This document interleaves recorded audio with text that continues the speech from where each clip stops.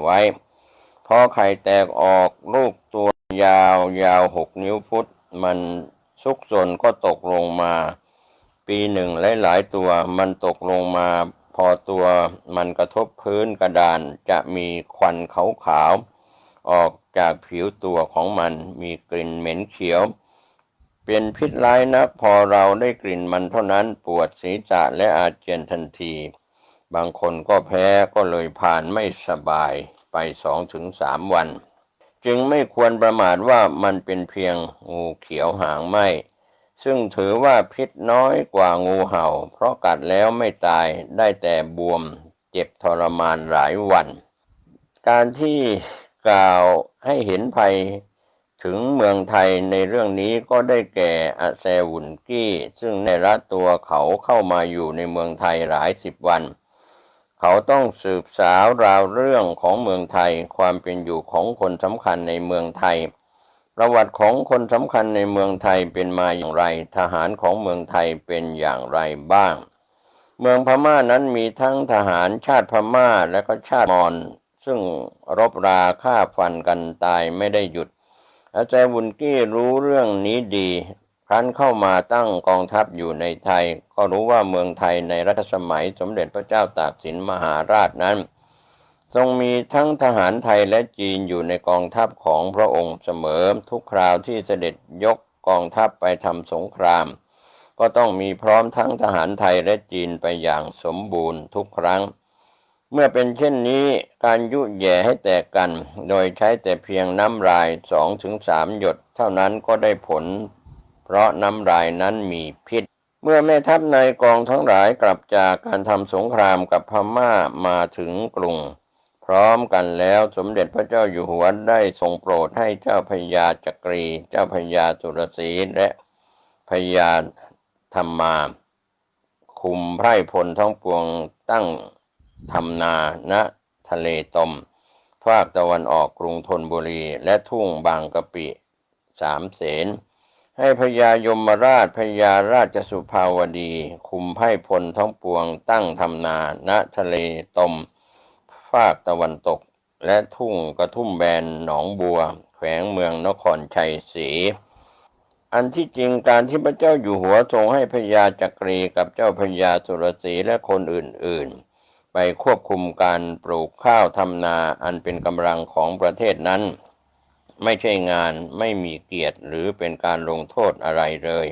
ที่จริงเป็นงานสำคัญเพราะใครๆก็รู้ทุกคนว่าทหารนั้นขาดอาหารไม่ได้หิวก็ไม่มีกำลังรบเมื่อไม่มีแรงจะรบกับข้าศึกก็ต้องแพ้พญาจักรีกับเจ้าพญาสุรศรีแพ้ข้าศึกมาก็เป็นต้องเสียเมืองพิษณุโลกไปให้พม่าเผาจนเป็นซากถ่านไปกับเสียทหารอีกเป็นอันมากนี่แหละที่เป็นปมให้คิดและให้เสียใจเรื่องใหญ่ทุกเรื่องที่เริ่มต้นจากเรื่องเล็กๆก่อนทั้งนั้นเมื่อกองทัพทุกกองกลับถึงกรุงธนบุรีแล้วเรื่องลือเสียงเล่าอ้างถึงคำทำนายของอาแซวุนกี้ที่ว่าเจ้าพญาจักรีจะได้เป็นกษัตริย์และอาแซวุนกี้เรียกพญาจักรีว่าเจ้าพญามหากษัตริย์ศึกนั้นก็ค่อยๆระพือข่าวจากปากนี้สู่หูนั้นแล้วจากหูนั้นก็ออกจากปากนั้นเข้าหูโน้น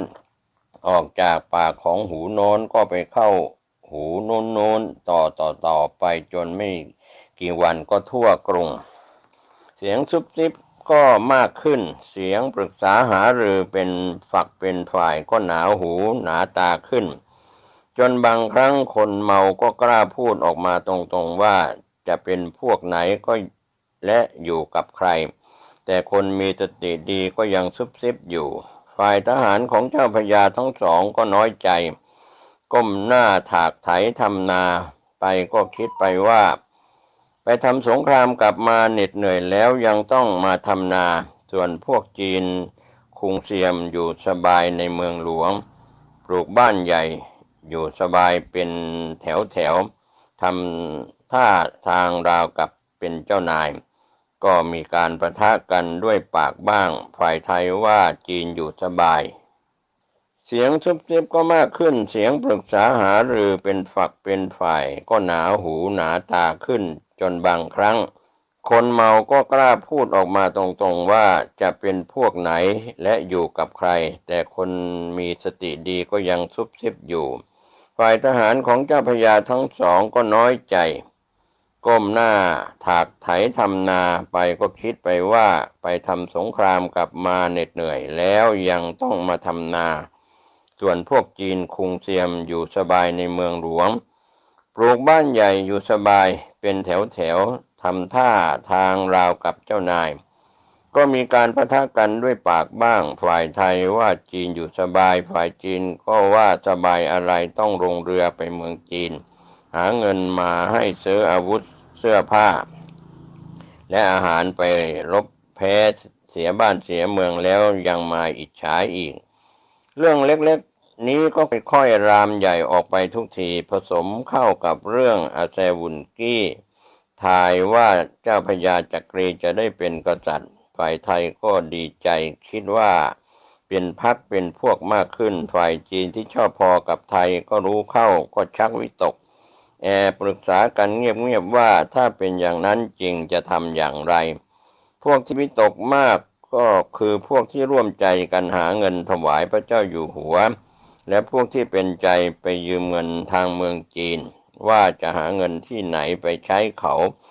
เพราะมีคนจีนเซ็นชื่อเป็นพยานอยู่ด้วยกันหลายคนคือเป็นพยานว่าจดหมายที่จีนคุงเซียมแต่งนั้นเป็นจดหมายของพระเจ้าแผ่นดินต่อมาภายหลังรู้ว่าคุณเจียนจิ้นเขียนชื่อแทนพระเจ้าอยู่หัวจีนคุงเซียมซึ่งเป็นตัวการออกไปเมืองจีนก็ยิ่งตกใจใหญ่เพราะเงินมากและตัวจีนคุงเซียมเองไปพูดจาไว้มากมายเพราะความที่จะให้ได้ผลได้เงินมาเมื่อรู้ความจริงขึ้นว่าลายมือเซ็นชื่อในหมายเป็นลายมือของคุณเจียนจิ้นก็ยิ่งตกใจใหญ่พากันไปต่อว่าจะเอาเรื่องกับคุณเจียนจิ้นแต่คุณเจียนจิ้นก็เป็นผู้ชายคนหนึ่งที่มั่นคงเขารับรองว่าเงินเพียง60,000 ตำลึงเท่านั้นอย่าตกใจเลยจะค่อยๆหาผ่อนใช้ให้ว่าแต่ว่าเงินที่จีนคุงเซียมยืมมาใช้ในราชการนั้นไม่ถึง60,000 ตำลึงไม่ใช่หรือคุงเซียมก็พูดไม่ออกเมื่อเห็นคุณเจียนจิ้นรู้เท่าทันก็นิ่งเสียหันไปพูดเรื่องอื่นๆกลบเกลื่อนไปวันหนึ่งแต่แล้วก็แอบจดหมายเล่าไปให้เจ้าของเงินทางเมืองจีนรู้เรื่องของเมืองไทยทั้งสิ้นเรื่องซุบซิบต่างๆตลอดจนบ้านข้าราชการผู้ใหญ่มีการแอบปรึกษาหารือกันถึงคำยุแย่ของอาแซวุนกี้เรื่องจีนคุงเซียมไปยืมเงินจากเมืองปักกิ่งแล้วมีการหักค่านายหน้ามาปลูกบ้านเป็นแถวๆให้ญาติมิตรอยู่และตลอดจนเรื่องคนจีนแอบปรึกษากันลับๆกลัวว่าเจ้าพญาจักรีจะเป็นเจ้าแผ่นดินเรื่องเหล่านี้เข้าพระกันสมเด็จพระเจ้าอยู่หัวทุกเรื่องแต่พระองค์ทรงทำเหมือนไม่ทรงทราบคงปฏิบัติราชกิจไปตามเคยแต่ในพระทัยนั้นอยากจะทรงทราบถึงเรื่องต่างๆที่เกิดขึ้นนั้นว่าจะเป็นอย่างไรต่อไปและน้ำใจคนที่เคยชุบเลี้ยงมานั้นว่าจะซื่อตรงต่อพระองค์หรือสมเด็จพระเจ้าตากสินมหาราชนั้นเราท่านก็ทราบกันดีอยู่แล้วทุกคนว่าท่านไม่มีญาติสนิทมิตรรักที่เป็นผู้ใหญ่พอจะปรึกษาเรื่องสำคัญได้เลยข้าราชการหรือก็ทรงไม่แน่พระทัยว่าจะเข้าข้างไหนครั้นจะทรงปรึกษาข้าราชการที่เป็นเชื้อจีนหรือก็ทรงรำคาญว่าเรื่องจะไปกันใหญ่กลับมาแตกออกเป็น2 พวกเร็วขึ้นซึ่งเวลานั้นฝ่ายจีนก็ไม่ค่อยจะมองหน้าฝ่ายไทยอยู่บ้างแล้วแต่ว่าเป็นบางคนไม่ใช่ทุกคน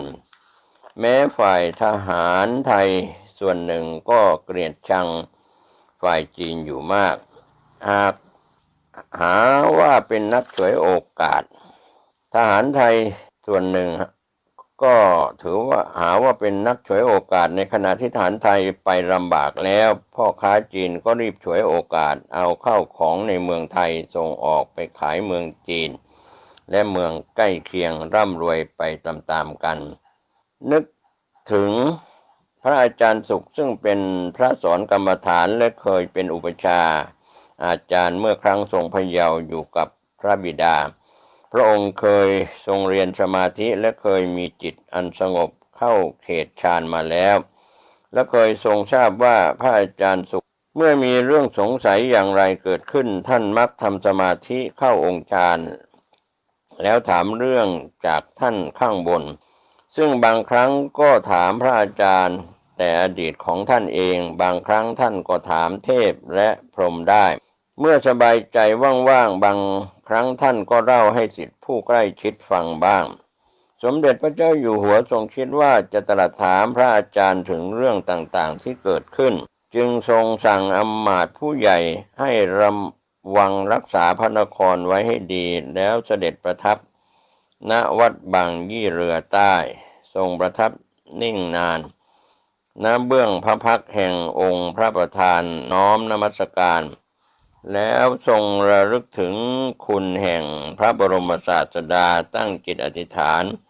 ขออำนาจแห่งพระบารมีแต่หนหลังจนถึงปัจจุบันขอให้พระบารมีนั้นมาสนับสนุนป้องกันระวังภัยอย่าให้มารเข้ามาสอดแทรกได้พอจิตเป็นสมาธิทรงเข้าเราอยู่อย่างสบายจะทำราชการก็ได้จะค้าขายก็เพลินจะเดินจะนอนก็เป็นอิสระอย่างนี้เจ้ายังจะไม่คิดถึงเมืองแม่อีกหรือครับก็เป็นเรื่องราวที่นำเล่ามาถึงใครฆ่าพระเจ้าตากสินโดยภิกษุณีวรมัยกบิลสิงห์ได้เรียบเรียงไว้ก็เป็นการจัดพิมพ์ครั้งที่1ในปีพุทธศักราช 2516 ภิกษุณีวรมัยกบิลสิงห์นั้นก็ตอนหลังก็ได้บวชเป็นภิกษุณีอยู่ในพื้นที่ของจังหวัดนครปฐมวันนี้ผมเกษตรเพชรนิตบรรณาธิการข่าวก้าวหน้านิวก็ได้รับเอกสารมาเพื่อถ่ายทอดเป็นเสียงให้ก่อเกิดประโยชน์ท่านใช้วิจารณญาณในเรื่องราวประวัติศาสตร์ต่างๆที่นำเล่ามาแล้วโชคดีกับการสร้างคนดีรักชาติรักแผ่นดินโดยทั่วหน้ากันสวัสดีครับสวัสดีครับท่านผู้ฟังที่เคารพสาระธรรมแบ่งปันความคิดดีๆวันนี้ก็นำเล่าประวัติของพระเถระครูบาอาจารย์สายพระกรรมฐานที่ยังมีชีวิตอยู่ซึ่งเอกสารสำคัญที่ได้นำเล่าไปแล้วตอนหนึ่งก็คือประวัติของหลวงปู่แพ้วปวโรซึ่งเป็นพระมหาเถระที่มีอายุยืน102 ปีก้าวย่างสู่103 ปีในปี 2568 ในโอกาสวันนี้ผมเกษตรเพชรนิตผู้ดำเนินรายการได้รับเอกสารประวัติของหลวงปู่แพ้วปวโรจากท่านประเสริฐอยู่เจริญดีอดีตรองอธิบดีผู้พิพากษาภาค 5และอดีตรองอธิบดีผู้พิพากษาภาค 7ท่านเป็นศิษย์ของหลวงปู่แพ้วปวโรก็เป็นสาระสำคัญที่เราจะได้ศึกษาและทำความเข้าใจประวัติซึ่งเป็นเอกสารในฐานะที่ท่านประเสริฐอยู่เจริญดีได้พาผู้ดำเนินรายการเข้านมัสการหลวงปู่แพ้วปวโรในช่วงปี 2568 ต้นปีที่ผ่านมาก็ถือว่าเป็นบุญที่ได้มีโอกาสเข้ากราบนมัสการและได้รับรู้รับทราบถึงข้อวัดปฏิบัติได้เยี่ยมชมวัดของท่านซึ่งในปัจจุบันหลวงปู่แพ้วปวโรนั้นได้รับพระราชทานสมณศักดิ์ที่พระราชมงคลวชิราคมท่านดำรงตำแหน่งเจ้าอาวาสวัดรางหมันตำบลรางพิกุลอำเภอกำแพงแสนจังหวัดนครปฐมวันนี้ก็คงจะได้เข้าสู่ภายใน ที่เป็นเอกสารประวัติของหลวงปู่แพ้วปวโรคำสอนของหลวงปู่แพ้วปวโรกล่าวไว้ตอนหนึ่งว่าอันทรัพย์สินเงินทองของอาศัยทำฉะไหนจะมั่งมีดีอย่างเขาต้องขยันหมั่นเพียรเรียนทำเอาไม่ซบเซาเกียจคร้านการวิชากับอีกต้องประหยัดจัดให้ถูกมันฝังปลูกมัธยัสถ์ถูกสัดส่วนทั้งรายรับรายจ่ายให้คู่ควรตามกระบวนการประหยัดรัฐบาลการประหยัดเป็นสมบัติของเศรษฐีจะมั่งมียากจนทนอับเฉาเพราะรู้จักประหยัดหัดตัวเราไม่มัวเมาหลงไหลในพนันการพนันขันต่อเป็นบ่อเกิดต้นกำเนิดความทุกข์ไม่สุขใสถึงคราวเสียทุกข์ระทมตรมใจถึงคราวได้ไหลหลงไม่ตรงทางไม่ประกอบอาชีพเป็นล่ำสันเที่ยวสมสารเรื่อยไปไร้หลักฐานมักประกอบทุจริตผิดศีลทานเป็นตัวมารสังคมไม่สมเลยก็คงสอดคล้องเป็นคำสอนเตือนใจเรื่องของการพนันเป็นปากทางอบายมุขครับรัฐบาลใดๆรัฐบาลของประเทศไทยจะส่งเสริมมีบ่อนการพนันหรือมีบ่อนคาสิโนอะไรก็แล้วแต่ถือว่าเป็นความหายนะในหลักของศีลธรรมเรียกว่าปากทางแห่งความเสื่อมชื่อว่าอบายมุขประวัติของหลวงปู่แพ้วปวโรเดิมชื่อว่าแพ้วนามสกุลบุญยวัฒน์ชื่อเล่นแกะเกิดเมื่อวันแรม14ค่ำเดือน11ปีกุลตรงกับวันพุธที่7เดือนพฤศจิกายนพุทธศักราช2466เป็นบุตรของคุณพ่อพานและคุณแม่จุ้ยบุญยวัฒน์พื้นเพเดิมเป็นคนบ้านหนองม่วงตำบลเตาอิฐอำเภอบางแพจังหวัดราชบุรีมีพี่น้อง4 คน1นายแพ้วบุญยวัฒน์2นายเล็กบุญยวัฒน์3นายใจบุญยวัฒน์4นายประเสริฐบุญยวัฒน์เมื่ออายุได้2 ปีครอบครัวได้ย้ายมาอยู่ที่หมู่บ้านหลักเมตรตำบลทุ่งขวางอำเภอกำแพงแสนจังหวัดนครปฐมอาชีพเดิมของครอบครัวก็คือการทำนาฐานะพอเลี้ยงตัวได้โดยไม่เดือดร้อนต่อมาในปีพุทธศักราช2474โยมพ่อได้พาหลวงปู่แพ้วไปฝากเป็นศิษย์ณวัดหนองม่วงตำบล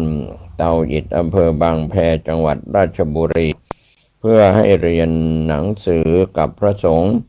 โดยหลวงปู่แพ้วอยู่ในความดูแลของหลวงพ่อหงส์เจ้าอาวาสวัดหนองม่วงได้ตั้งใจศึกษาเล่าเรียนจนถึง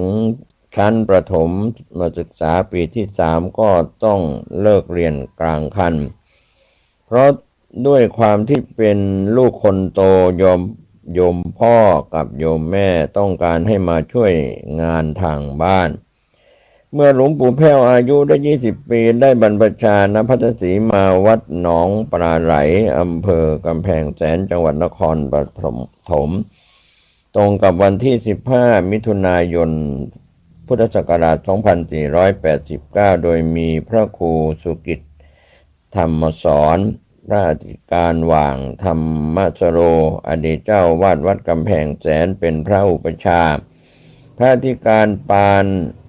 อารักกุโควัดหนองปลาไหลเป็นพระกรรมวาจาจารย์อาจารย์สนั่นวัดหนองปลาไหลเป็นพระอนุสาวนาจารย์และได้ครองเพศสมณะในช่วงเริ่มณวัดหนองปลาไหลอำเภอกำแพงแสนจังหวัดนครปฐมเป็นเวลา1 เดือนจากนั้นก็ได้จาริกจรไปจำพรรษาที่วัดหนองม่วงตำบลเตาอิฐอำเภอบางแพจังหวัดราชบุรีเป็นเวลา8 พรรษาหลวงปู่แพ้วได้ศึกษาพระธรรมวินัยอย่างเคร่งครัดจนสอบได้นักธรรมตรีและนักธรรมโทและท่านมีหน้าที่สอนนักธรรมแก่พระภิกษุและสามเณรในวัดด้วย ต่อมาในปีพุทธศักราช 2494 ได้มาจำพรรษาอยู่ที่วัดปรักไม้ลายอำเภอกำแพงแสนจังหวัดนครปฐมซึ่งขณะนั้นมีอาจารย์เฮงจันเองเป็นเจ้าวาดโดยหลวงปู่แพ้วได้เป็นครูสอนนักธรรมตรีและนักธรรมโทแก่พระภิกษุและสามเณรต่อมาท่านเจ้าวาดได้ลาสิกขาบทศึกออกมาเป็นฆราวาสชาวบ้านรวมทั้งพระภิกษุและสามเณรต้องการให้หลวงปู่แพ้วดำรงตำแหน่งแทนแต่ท่านไม่มีความยินดีกับตำแหน่งหรือยศศักดิ์แต่ต้องการปฏิบัติเพื่อโปรดญาติโยมและเผยแผ่พระธรรมคำสั่งสอนของสมเด็จพระสัมมาสัมพุทธเจ้าเท่านั้นต่อมาในปีพุทธศักราช 2497 ได้มาจำพรรษาอยู่ที่วัดสว่างชาติประชาบำรุงตำบลกำแพงแสนอำเภอกำแพงแสนจังหวัดนครปฐมก็มีพระอาจารย์สุนทรชิตามาโรเป็นเจ้าวาดในขณะนั้นแล้วก็ได้ศึกษาพระธรรมพระวินัยจนสอบได้นักธรรมเอกและยังเป็นครูสอนพระนักธรรมแก่พระภิกษุและสามเณรดังเดิมต่อมาเจ้าวาดได้ลาสิกขาบทตำแหน่งเจ้าวาดว่างลงประมาณ 1-2 ปีชาวบ้านรวมทั้งพระภิกษุสามเณรต้องการให้หลวงปู่แพ้วดำรงตำแหน่งแทนในสมัยนั้นแต่หลวงปู่แพ้วก็ยังคงไม่ยินดีกับตำแหน่งนั้นจึงจาริกไปในที่ต่างๆจนถึงปีพุทธศักราช 2502 หลวงปู่แพ้วเริ่มสนใจที่จะศึกษาและปฏิบัติวิปัสสนากรรมฐานอย่างจริงจังท่านจึงไปอยู่จำพรรษาที่วัดกำแพงแสนตำบลห้วยหมอนทองอำเภอกำแพงแสนจังหวัดนครปฐมศึกษาปฏิบัติวิปัสสนากรรมฐานคาถาอาคมกับหลวงพ่อหว่างอย่างมุ่งมั่นจริงจังจนแตกฉานหลวงพ่อหว่างอดีตเจ้าวาดวัดกำแพงแสนในสมัยนั้นได้รับการถ่ายทอดวิชาจากหลวงพ่อทาวัดพเนียงแตกอีกทอดหนึ่งในช่วงที่หลวงพ่อหว่างดำรงตำแหน่งเจ้าวาดวัดกำแพงแสนท่านมีความเชี่ยวชาญเรื่องยาสมุนไพรและก็แพทย์แผนโบราณวัตถุมงคลของท่านก็เข้มขลังเป็นที่นิยมทั้งนี้หลวงปู่แพ้วได้ศึกษาอยู่กับหลวงพ่อหว่างจนกระทั่งท่านได้มรณภาพเมื่อได้รับกิจนิมนต์นั่งปรกจึงนำวิชาของหลวงพ่อหว่างใช้รวมกับวิชาวิปัสสนากรรมฐานที่ได้เรียนมาที่วัดมหาธาตุสนามหลวงกรุงเทพมาใช้บริกรรมคาถาเพื่อให้เกิดความเข้มขลังต่อมาในปีพุทธศักราช 2524 หลวงปู่ดุลอตุโรวัดบุรพารามจังหวัดสุรินทร์พระกรรมฐานสายพระอาจารย์มั่นได้เดินทางมาพักอยู่จำพรรษาณวัดกำแพงแสนทำให้หลวงปู่แพ้วได้มีโอกาสสนทนาธรรมกับหลวงปู่ดุลและได้รับความเมตตาถ่ายทอดแนวทางการปฏิบัติกรรมฐานให้ด้วยเมื่อกล่าวถึงนามหลวงปู่แพ้วปวโรในละแวกเมืองนครปฐมในสมัยนั้นน้อยคนนักที่จะไม่รู้จักเราจะเห็นถึงภาพของพระภิกษุผู้เปี่ยมไปด้วยเมตตาเยือกเย็นสุขุมวิถีชีวิตของท่านดำเนินไปแบบสมถะเรียบง่ายไม่สะสมเงินทองไม่ยึดติดกับวัตถุหลวงปู่แพ้วเป็นพระผู้ใหญ่ที่บรรดาลูกศิษย์ให้ความเคารพนับถือและเป็นแบบอย่างในการปฏิบัติหลวงปู่ไม่ได้เป็นพระนักเทศน์แต่ท่านเป็นพระที่ปฏิบัติตามคำสอนตามหลักธรรมที่ให้กับศิษย์ทั้งหลายจึงมักจะเป็นข้อคิดหรือคติสอนในธรรมะที่สอนอยู่ในรูปของบทความบทกลอนหรือสักวาต่างๆตามแต่ละสถานการณ์ในขณะนั้นก็มีข้อเขียนฝากไว้ตอนหนึ่งว่าถ้าบุคคลผู้ทำป้ายไม่พึงทำบาปช่วยไม่พึงพอใจในบาปนั้น ราะการสั่งสมบาปย่อมนำทุกข์มาให้บุคคลผู้ต้องการบุญควรทำบุญนั้น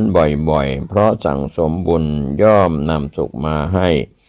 ก็จากพุทธภาษิตที่ลงนามว่าพระแพ้วปวโรได้เป็นการบันทึกไว้เป็นข้อเขียนเตือนจิตเตือนใจต่อมาในวันที่31มีนาคมพุทธศักราช2551ท่านได้ย้ายมาจำพรรษาที่วัดประชาราชบำรุงวัดรางหมันตำบลรางพิกุลอำเภอกำแพงแสนจังหวัดนครปฐมจนถึงปัจจุบันวัดประชาราชบำรุงชื่อเดิมวัดรางหมันเป็นวัดราชสังกัดคณะสงฆ์มณิกายตั้งอยู่เลขที่258หมู่ที่5ตำบลรางพิกุลอำเภอกำแพงแสนจังหวัดนครปฐมมีเนื้อที่ประมาณ32ไร่เดิมชื่อวัดรางหมัน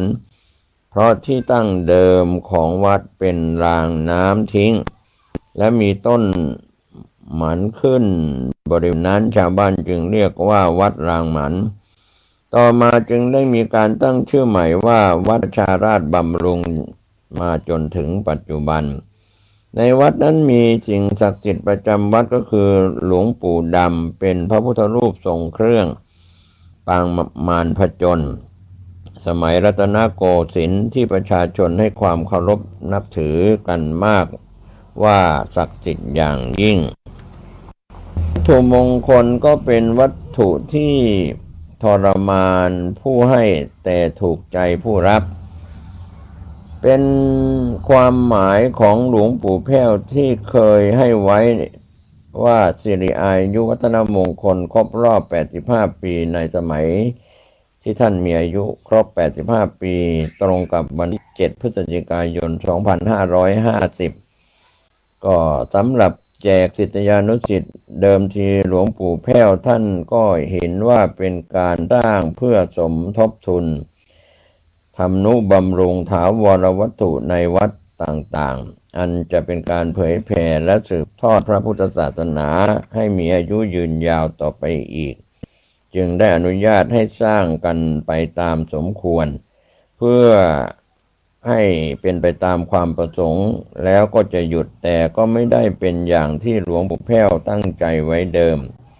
ปัจจุบันนั้นมีการขออนุญาตและไม่ขออนุญาตในการจัดสร้างวัตถุมงคลของหลวงปู่แพ้วมากมายหลายรุ่นจนกลายเป็นพุทธพาณิชย์ไปแล้วซึ่งขัดกับความต้องการและตั้งใจจริงของหลวงปู่แพ้วอย่างร้ายแรงแต่จะมีใครสักคนที่เข้าใจแล้วไปถามความรู้สึกและเจตนาที่แท้จริงของหลวงปู่แพ้วซึ่งหลวงปู่แพ้วปวโรมีความตั้งใจเดิมอยู่แล้วที่จะหยุดสร้างวัตถุมงคลของท่านเองและท่านก็แสดงเจตนาที่ชัดเจนด้วยการเขียนหนังสือออกมาว่าต้องการให้หยุดสร้างวัตถุมงคลกันเสียทีสำหรับคาถาเสกวัตถุมงคลเข้มขลังของหลวงปู่แพ้วปวโรบอกว่ามีบทเดียวแต่สร้อยของคาถามีหลายแบบเช่นอาจจะบริกรรมว่าพุทธังหลีกธัมมังหลีกสังฆังหลีกบ้างก็บริกรรมว่าพุทธังแหวกธัมมังแหวกสังฆังแหวกหรืออาจจะบริกรรมว่าพุทธังแคล้วคลาดธัมมังแคล้วคลาดสังฆังแคล้วคลาดท่านกล่าวแนะนำว่าตำราคาถาของวัดและสำนักต่างๆในปัจจุบันนี้ส่วนใหญ่เป็นของเดิมที่สืบทอดจากครูบาอาจารย์ในอดีตหลายคนท่องคาถาถูกต้องตามอักขระชัดเจนแต่เหนือสิ่งอื่นใดจิตต้องนิ่งเป็นสมาธิคาถาจึงมีความเข้มขลังไม่ว่าจะเป็นพระหรือฆราวาสถ้าจิตนิ่งเป็นสมาธิบริกรรมคาถาบทใดก็เข้มขลังที่ขาดไม่ได้คือต้องตั้งอยู่ในศีลมั่นอยู่ในธรรมก็ยังมีวัตถุมงคลของหลวงปู่แพ้วปวโรอีกหลายอย่างที่ทางวัดพยายามรวบรวมนำเสนอคาดว่าจะจัดทำเป็นรูปแบบหนังสือสวยๆอีกเล่มหนึ่งก็กราบนมัสการและขอบพระคุณหลวงตาทุย กิติสาโรวัดสี่แยกเจริญพรคณะสงฆ์วัดสี่แยกเจริญพรคณะลูกศิษย์หลวงปู่แพ้วปวโรและพี่น้องชาวอำเภอกำแพงแสนจังหวัดนครปฐมทุกท่านที่อำนวยความสะดวกในการจัดทำภาพถ่ายรูปแบบนมัสการหลวงปู่แพ้วในรูปเล่มดังกล่าวนอกจากนั้นก็ยังมีข้อแนะนำหนังสือดีๆลูกปัดและเครื่องประดับโบราณเป็นหนังสือภาพเกี่ยวกับลูกปัดโบราณในรุ่มน้ำป่าสักหนากว่า300 หน้าพิมพ์4 สีตลอดทั้งเล่มเน้นรูปภาพสวยสดงดงามมากเป็นหนังสือที่เหมาะสำหรับผู้ที่จะเริ่มต้นศึกษาเรียนรู้เรื่องลูกปัดโบราณและผู้ที่ชื่นชอบหนังสือลูกปัดของไทยก็มีข้อแนะนำในส่วนภาพของลูกปัดแก้วโรมันโบราณแก้วที่เคยให้ไว้ว่าสิริอายุวัฒนมงคลครบรอบ85 ปีในสมัยที่ท่านมีอายุครบ85 ปีตรงกับวันที่7 พฤศจิกายน 2550ก็สำหรับแจกศิษยานุศิษย์เดิมทีหลวงปู่แพ้วท่านก็เห็นว่าเป็นการสร้างเพื่อสมทบทุนทำนุบำรุงถาวรวัตถุในวัดต่างๆอันจะเป็นการเผยแผ่และสืบทอดพระพุทธศาสนาให้มีอายุยืนยาวต่อไปอีกจึงได้อนุญาตให้สร้างกันไปตามสมควรเพื่อให้เป็นไปตามความประสงค์แล้วก็จะหยุดแต่ก็ไม่ได้เป็นอย่างที่หลวงปู่แพ้วตั้งใจไว้เดิมปัจจุบันนั้นมีการขออนุญาตและไม่ขออนุญาตในการจัดสร้างวัตถุมงคลของหลวงปู่แพ้วมากมายหลายรุ่นจนกลายเป็นพุทธพาณิชย์ไปแล้วซึ่งขัดกับความต้องการและตั้งใจจริงของหลวงปู่แพ้วอย่างร้ายแรงแต่จะมีใครสักคนที่เข้าใจแล้วไปถามความรู้สึกและเจตนาที่แท้จริงของหลวงปู่แพ้วซึ่งหลวงปู่แพ้วปวโรมีความตั้งใจเดิมอยู่แล้วที่จะหยุดสร้างวัตถุมงคลของท่านเองและท่านก็แสดงเจตนาที่ชัดเจนด้วยการเขียนหนังสือออกมาว่าต้องการให้หยุดสร้างวัตถุมงคลกันเสียทีก็ในภาพนั้นก็มีทั้งเหรียญวัตถุมงคลรุ่นแรกวัดกำแพงแสนเป็นเหรียญรุ่นแรกส่วนใหญ่จะเรียกเหรียญพับเพียบออกณวัดกำแพงแสนอำเภอกำแพงแสนจังหวัดนครปฐมปีพุทธศักราช 2538 นอกจากนั้นก็มีเหรียญที่ระลึกสร้างพระอุโบสถรุ่นหนึ่งพิเศษเป็นเหรียญที่ระลึกสร้างพระอุโบสถออกณวัดประชาราชบำรุงวัดรางหมันอำเภอกำแพงแสนจังหวัดนครปฐมปีพุทธศักราช 2551 รุ่นหนึ่งพิเศษนะครับก็มีเหรียญหลายรุ่นนะครับก็ขออนุญาตบอกกล่าวโดยย่อๆแล้วก็ยังมีเหรียญรุ่นพิเศษวัดกำแพงแสนเหรียญรุ่นแรกส่วนใหญ่จะเรียกเหรียญพับเพียบออกณวัดกำแพงแสนอำเภอกำแพงแสนจังหวัดนครปฐมปี 2538 เหรียญโภคทรัพย์วัดกำแพงแสนนั้นก็มั่งมีสีสุขเจริญรุ่งเรืองออกณวัดกำแพงแสนอำเภอกำแพงแสนจังหวัดนครปฐม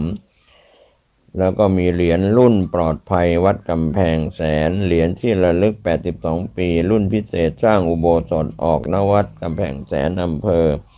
กำแพงแสนจังหวัดนครปฐมปีพุทธศักราช 2547 เหรียญนี้ทั่วไปนิยมเรียกกันว่ารุ่นใบขี้เหล็กในระยะนี้มักได้ยินชื่อเสียงถึงพุทธคุณและประสบการณ์สูงมากเช่น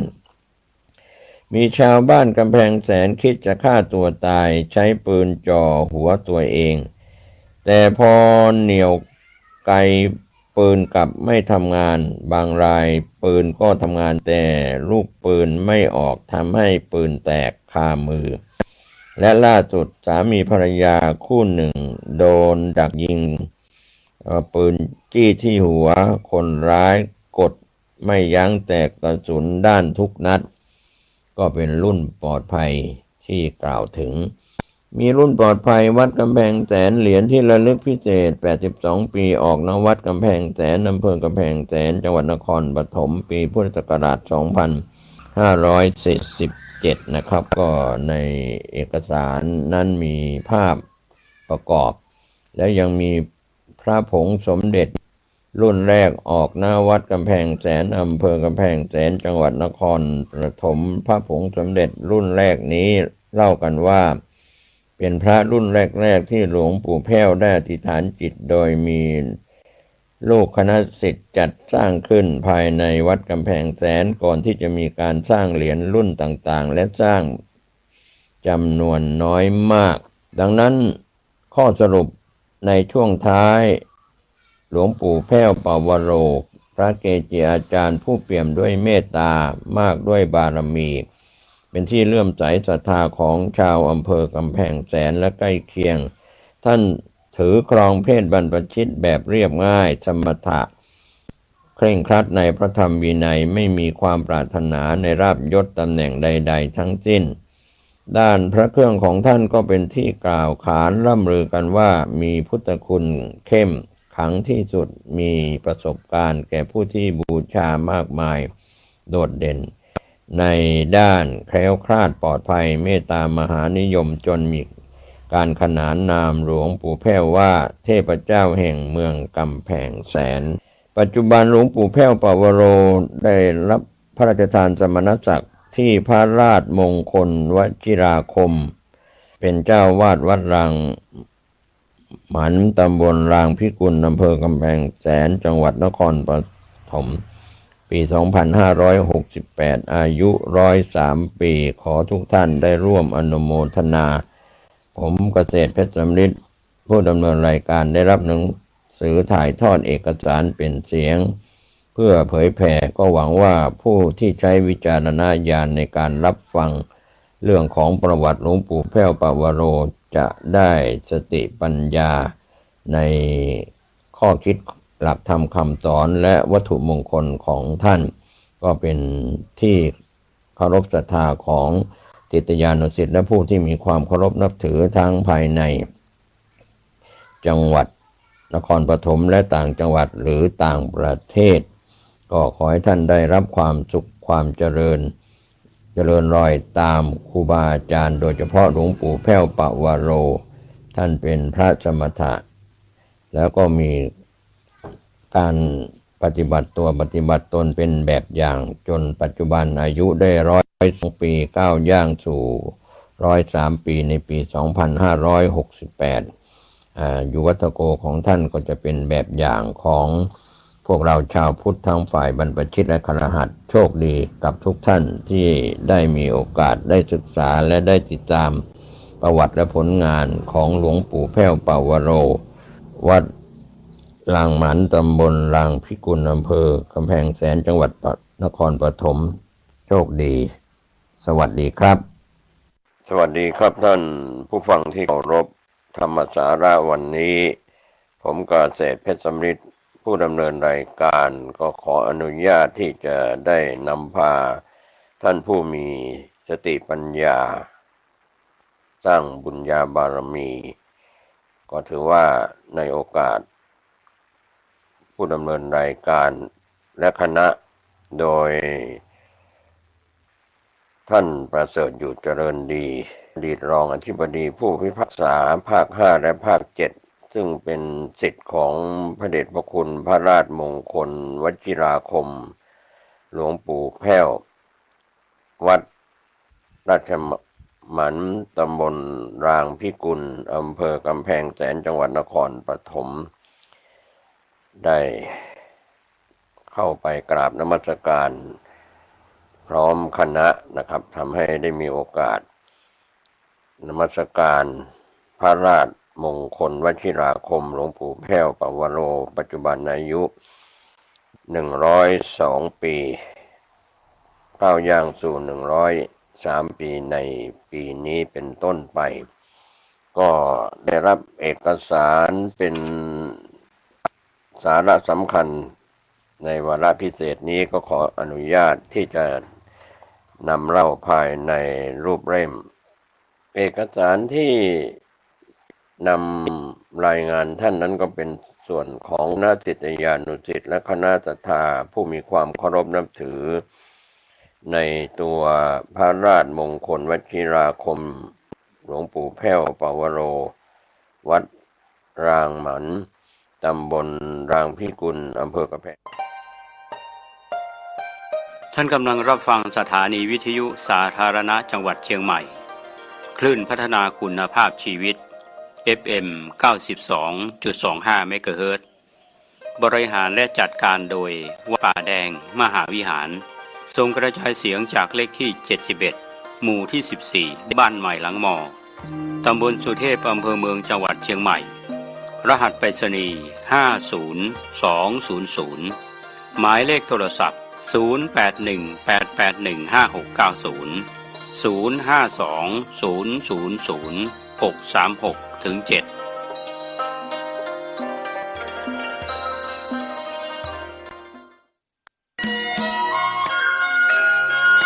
สวัสดีครับท่านผู้ฟังที่เคารพทางสายเอกดำเนินรายการโดยพระประชานาถมุนีเจ้าอาวาสวัดดอนจันทร์เจ้าคณะอำเภอกัลยาณิวัฒนาจังหวัดเชียงใหม่ท่านมีธรรมะเมตตากล่าวธรรมะดังนี้อยู่เหนือสิ่งที่รู้แล้วก็ละสิ่งที่รู้แล้วก็ไม่ตามรู้ด้วยสติด้วยปัญญารู้ด้วยสติรู้ด้วยปัญญาเนี่ยมันเกิดคำว่าสงบในพวกเราทั้งหลายธรรมะทั้งหลายเนี่ยมันจะเกิดคำว่าสงบเท่านั้นสงบได้ยิ่งใหญ่ที่สุดสงบมันแปลเป็นภาษาไทยว่าความสุขพวกเราทั้งหลายสุขของธรรมะเนี่ยเปรียบเสมือนของธรรมะเปรียบเสมือนผลไม้ที่มันสุกธรรมชาติเปรียบเสมือนผลไม้ที่มันดิบมันหยาบต่างกันนะพวกเราผลไม้ดิบกับผลไม้หยาบมันต่างกันอย่างไรพวกเราทั้งหลายธรรมะก็ดีธรรมชาติก็ดีมันก็เป็นดังผลไม้ที่มันดิบกับมันสุกนั่นแหละพวกเราทั้งหลายธรรมชาติก็เกิดที่เดียวกันกับธรรมะก็เกิดที่เดียวกับธรรมชาติเพียงแต่เราจะเห็นสิ่งใดมากที่สุดเหมือนคนจำนวนหนึ่งของโลกคนหนึ่งก็ชอบมะม่วงดิบอีกคนหนึ่งก็ชอบผลไม้สุกอย่างเงี้ยก็ส่วนมากคนทั้งโลกจะชอบผลไม้ที่มันสุกนั่นแหละพวกเราทั้งหลายธรรมะก็เหมือนผลไม้ที่มันสุกธรรมชาติก็เปรียบเสมือนผลไม้ที่มันดิบเห็นไหมพวกเราทั้งหลายพิจารณาดูคนส่วนมากก็ติดอยู่กับธรรมชาติหมดเมื่อคนอยู่ภายใต้ธรรมชาติคนเหล่านี้ก็จะวุ่นวายไม่มีวันจบสิ้นเหมือนคนไทยไปอเมริกามันก็เกิดความทุกข์เพราะอยู่ยากกินยากลำบากค่าใช้จ่ายมันสูงคนอเมริกามาอยู่กับประเทศไทยมันก็เกิดความทุกข์พวกเราทั้งหลายมันก็เกิดความทุกข์เหมือนกันหมดความทุกข์ไม่ได้อยู่ชนชาติที่เจริญประเทศชาติที่เจริญความสุขก็ไม่ได้อยู่ที่ประเทศชาติที่มันเจริญความสุขความทุกข์ไม่ได้อยู่ที่ประเทศชาติที่ยากจนมันอยู่ที่กายกับจิตเรามีสติเรามีปัญญาแล้วเราก็จะเรารู้แค่นั้นแหละเราจะไม่มีสุขเราจะไม่มีทุกข์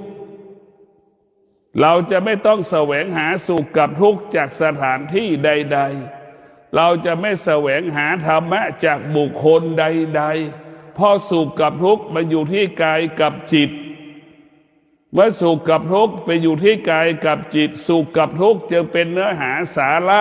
ของพระธรรมสุขกับทุกข์เป็นสาระของพระธรรมเมื่อสุขกับทุกข์อยู่ที่กายมันก็บ่งบอกว่าธรรมะอยู่ที่กายของเราธรรมะไม่ได้อยู่กับหลวงพ่อรูปนั้นไม่ได้อยู่กับหลวงพ่อรูปนี้ธรรมะไม่ได้อยู่วัดนั้นไม่ได้อยู่วัดนี้พวกเราให้เข้าใจเช่นนี้ เราต้องเข้าใจเช่นนี้เป็นแบบนี้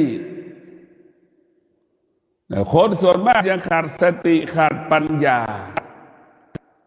จึงเห็นสิ่งที่นอกกายเป็นใหญ่ให้ความสำคัญสิ่งที่นอกกายเป็นใหญ่แต่พวกเราต้องพิจารณา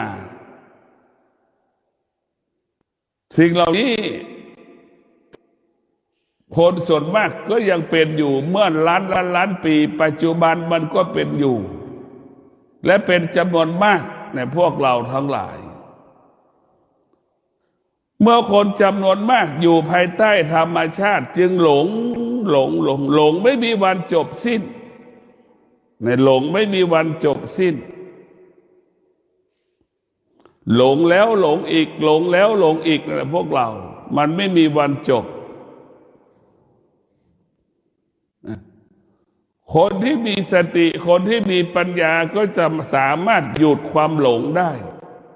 แล้วก็อยู่เหนือความหลงนั้นได้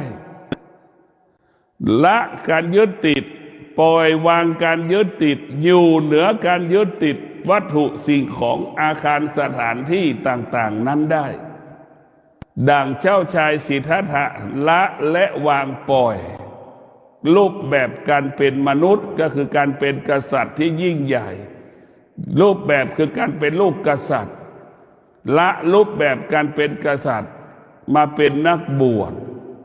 ละรูปแบบของการเป็นกษัตริย์ที่อยู่ที่อุดมสมบูรณ์ไปด้วยเครื่องอำนวยความสะดวกกลับมาอยู่กับความทุกข์ท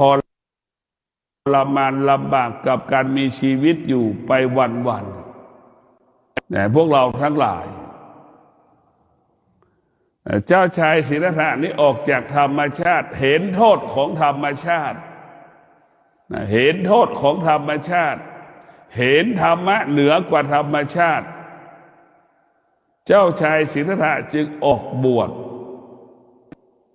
ว่าธรรมชาตินั้นมันเป็นกิเลสธรรมชาติเป็นสิ่งที่สกปรกเป็นสิ่งที่ไม่สะอาดเจ้าชายท่านรู้ว่าสิ่งธรรมะเป็นสิ่งที่สะอาดเป็นสิ่งที่บริสุทธิ์เมื่ออยู่ใกล้เมื่อมีธรรมะไม่อยู่กับธรรมะแล้วกายกับจิตมันสงบ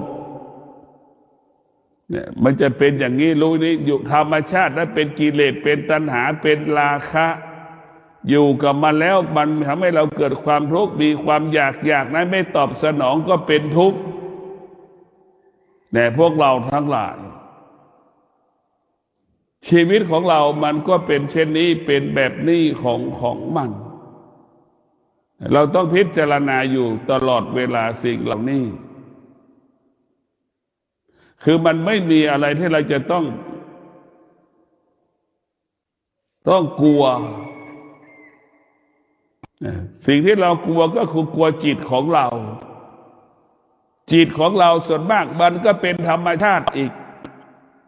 จิตเรามีสติมีปัญญาเนี่ยมันมีน้อยส่วนมากหัวจิตใจเราเป็นเรื่องของธรรมชาติทั้งสิ้นจิตก็เป็นธรรมชาติกายก็เป็นธรรมชาติเราจะเห็นว่าคนที่มาปฏิบัติธรรมส่วนมากมันน้อยกับคิดคนส่วนมากของโลกของหมู่บ้านก็ดีของชุมชนก็ดีของอำเภอจังหวัดก็ดีไปปฏิบัติธรรมนี่มันน้อยแต่พวกเราหลายมันน้อยมากคนที่ไปปฏิบัติธรรมก็คนนั้นคือเห็นธรรมะแต่สลัดธรรมชาติได้มีลูกก็ยังละลูกได้ไม่ติดในลูกแต่มันนี่แหละคือธรรมะมีลูกได้แต่ไม่ติดในลูกไม่ยึดติดกับลูกจึงมาอยู่วัดได้นี่แหละคือธรรมะที่มีสติกับปัญญามีสามีก็สามารถละสามีปล่อยวางสามีได้ถึงมาปฏิบัติธรรมได้นี่คือธรรมชาติกินข้าว3 มื้อพอมาบวชแล้วกินข้าว1 มื้อเนี่ยอันนี้แหละคือธรรมะเปลี่ยนแปลงธรรมชาติเราละธรรมชาติได้แต่พวกเราต้องพิจารณาดูว่าการกินของเราเนี่ย มันกินด้วยกิเลสไปเลี้ยงกิเลสทั้งสิ้นเราจะเห็นว่าคนที่ป่วยไม่มีกิเลสนะเห็นไหมเพราะร่างกายมันไม่ได้กินอะไรมากเห็นไหมร่างกายมันอ่อนแอเห็นไหมพวกเราจิตมันอ่อนแอมากเมื่อจิตมันอ่อนแอแล้วเนี่ยพวกเราทั้งหลายจิตร่างกายก็เหมือนท่อนไม้ไม่มีค่าไม่มีราคาใดๆทั้งสิ้นเราต้องพิจารณาร่างกายของเรามันป่วยจิตเราก็ไปตอบสนองร่างกายที่มันป่วยมันก็ทรุดหนักในพวกเราทั้งหลายถ้าจิตเรามีสติมีปัญญาร่างกายมันป่วยจิตเราก็ไม่ได้ป่วยไปตามร่างกายเข้าใจว่ากายก็เป็นส่วนหนึ่งของจิตเราเข้าใจมันพุทธเจ้าบอกไม่มีใครเกิดมาไม่แก่ไม่เจ็บไม่ตายไม่มีคนที่มีสติมีปัญญาจึงเข้าใจว่าความแก่ความเจ็บความตายมันเป็นปกติเมื่อคนใกล้ตัวเราในครอบครัวเราปรากฏคำว่าเกิดแก่เจ็บตายคนที่มีสติปัญญาจะไม่สะเทือนไม่หวั่นไหวเพราะเข้าใจว่าคนทุกคนเป็นเช่นนี้เป็นแบบนี้ไม่มีใครเกิดมาไม่แก่ไม่เจ็บไม่ตายไม่มีนี่แหละหัวใจที่มันมีธรรมะมันเป็นแบบนี้อย่างนี้แต่พวกเราทั้งหลายเราต้องเกิดมาเราต้องศึกษาเรียนรู้หลักธรรมคำสอนของพระพุทธเจ้าเรียกว่าสติปัฏฐานสี่มันเป็นสิ่งที่ประเสริฐที่สุดเนี่ยเราปสติปัฏฐานสี่มันเป็นสิ่งที่ว่าด้วยเรื่องกายกับจิตให้เรารู้เรื่องการดำเนินชีวิตการประกอบอาชีพของเราคือสติปัฏฐานสี่สติปัฏฐานสี่กับมรรคแปดเนี่ยมันต่อเนื่องสืบเนื่องพวกเราทั้งหลายมรรคแปดทั้งหลายก็สืบเนื่องต่อเนื่องด้วยศีลทั้ง8ข้อศีลทั้ง5ข้อแต่พวกเราทั้งหลายต่อเนื่องสืบเนื่องด้วยศีลทั้ง5ข้อเราจะเห็นได้ว่าศีลนั้นมันจะหนีไม่พ้นเพราะศีลมันเป็นรากฐานของชีวิตที่มีศีลก็เป็นชีวิตที่สมบูรณ์ชีวิตที่ไม่มีศีลก็เหมือนคนบ้าเราจะเห็นว่าเหมือนคนเป็นโรคประสาทชีวิตที่ไม่สมบูรณ์คนที่ไม่มีศีลชีวิตนั้นก็ขาดความสมดุลแต่พวกเราต้องมีสติพิจารณาว่าการมีชีวิตอยู่ของมนุษย์แล้วอาศัยธรรมะของพระพุทธเจ้านี่เหมือนประเทศภูฏานอาศัยธรรมะมาบริหารชีวิต50%เป็นธรรมะ50%เป็นธรรมชาติแต่ของเรานี่เราไม่เอาธรรมะไม่เอาธรรมชาติเราเอาสังคมธรรมะเราก็ไม่เอาธรรมชาติเราก็ไม่เอาแต่สังคมล้วนๆที่ทำให้เราเป็นทุกข์สังคมนะครับว่าสังคมเนี่ยเป็นของคนชั้นต่ำแต่มนุษย์เข้าใจว่าเป็นของสังคมชั้นสูงคำว่าสังคมเนี่ยสังคมเรากำหนดขึ้นเองแล้วมันก็จากเราไปมันเกิดขึ้นขนาดหนึ่งเวลาหนึ่งเท่านั้นเหมือนร้านอาหารที่มันอร่อยพอสักระยะมันก็หายไปจากสารระบบในจิตใจของมนุษย์นี่แหละสังคมมันกำหนดขึ้นเองพวกเราทั้งหลายแต่ธรรมะไม่มีใครกำหนดมันคงความเป็นปกติของมันหัวใจของคนส่วนมากมีแต่สังคมทั้งสิ้นมากำกับชีวิตมากำหนดชีวิตมนุษย์จึงทุกข์เพราะสังคมนี่แหละลำบากเพราะสังคมนี่แหละพวกเราสังคมมันก็เปลี่ยนแปลงธรรมชาติมันคงสภาพเดิมเหมือนกันหมดเช่นคนมีเกิดมาแล้วมีเกิดแก่เจ็บตายมีความอยากเหมือนกันหมดนี่คือธรรมชาติ แต่สังคมเนี่ยมันปรุงแต่งอีกคนยากจนก็อีกอย่างหนึ่งอันนี้คือสังคมคนมีเงินก็อีกอย่างหนึ่งคนไม่มีการศึกษาก็อีกอย่างหนึ่งคนไม่มีการศึกษาก็อีกอย่างหนึ่งนี่คือสังคมแต่พวกเราจะเห็นว่าสังคมมันคนละอย่างมันสมมติขึ้น100%นะสังคมเป็นสิ่งสมมุติ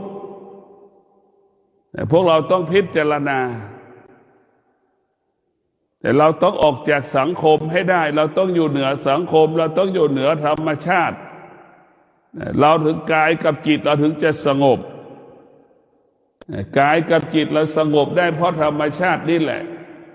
แต่ถ้ากายกับจิตเราสงบเมื่อไหร่แล้วพวกเราทั้งหลายการพัฒนามันก็ง่ายการพัฒนามันก็เกิดขึ้นได้ง่ายในพวกเราการพัฒนามันก็ง่ายการพัฒนามันก็สะดวกในการพัฒนาก็ดีการแก้ปัญหาก็ดีง่ายเรียกว่าง่ายและสะดวกฝากให้พวกเราได้พิจารณาคำว่าง่ายคำว่าสะดวกเกิดจากตัวสติกับปัญญานี่แหละ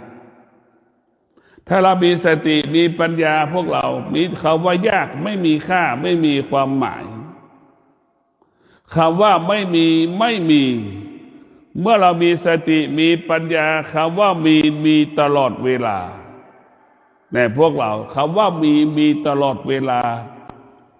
เรามีกินมีใช้เพราะเรามีสติมีปัญญานี่แหละ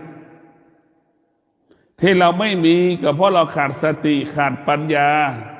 ขาดสติขาดปัญญามันจึงขาดความอดทนขาดวิริยะภาคเพียรขาดวิริยะภาคเพียรจึงขาดแคลนทรัพย์สมบัติปัจจัยสี่ขาดแคลนเครื่องอำนวยความสะดวกโดยการดำเนินชีวิตแต่ละวันของเราเนี่ยพวกเรานี่แหละเมื่อเรามีสติมีปัญญาเราก็มีความอดทนมีวิริยะภาคเพียรมันจึงทำให้เรามีกินมีใช้เหลือกินเหลือใช้ทำให้เรามีเครื่องอำนวยความสะดวก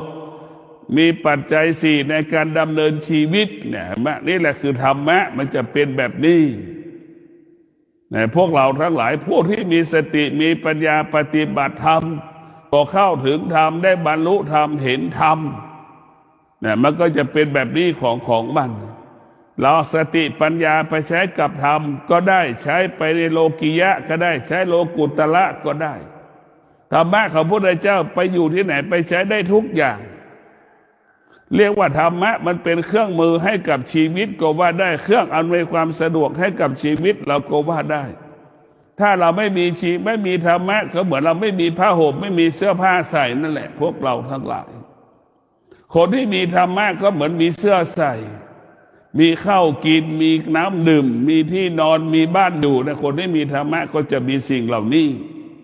คนที่ไม่มีธรรมะก็เหมือนคนไม่มีบ้านอยู่เพราะไม่มีความอดทนในการประกอบอาชีพขาดความอดทนในการประกอบอาชีพปฏิบัติหน้าที่แต่พวกเราก็เห็นอยู่ว่าความจริงมันเป็นเช่นนี้เป็นแบบนี้เราต้องพิจารณาเราจะเห็นได้ว่าโลกมันอยู่ภายใต้การเปลี่ยนแปลงการเปลี่ยนแปลงเป็นกฎของโลกใช่ไหมการเปลี่ยนแปลงเป็นกฎของโลกเราจะเห็นว่าคนทั้งโลกเวลานี้สะเทือนและหวั่นไหวสงครามระหว่างอิหร่านกับอเมริกาและอิสราเอลกำลังปรากฏทำให้คนทั้งโลกสนใจใส่ใจอเมริกาอิสราเอลอิหร่าน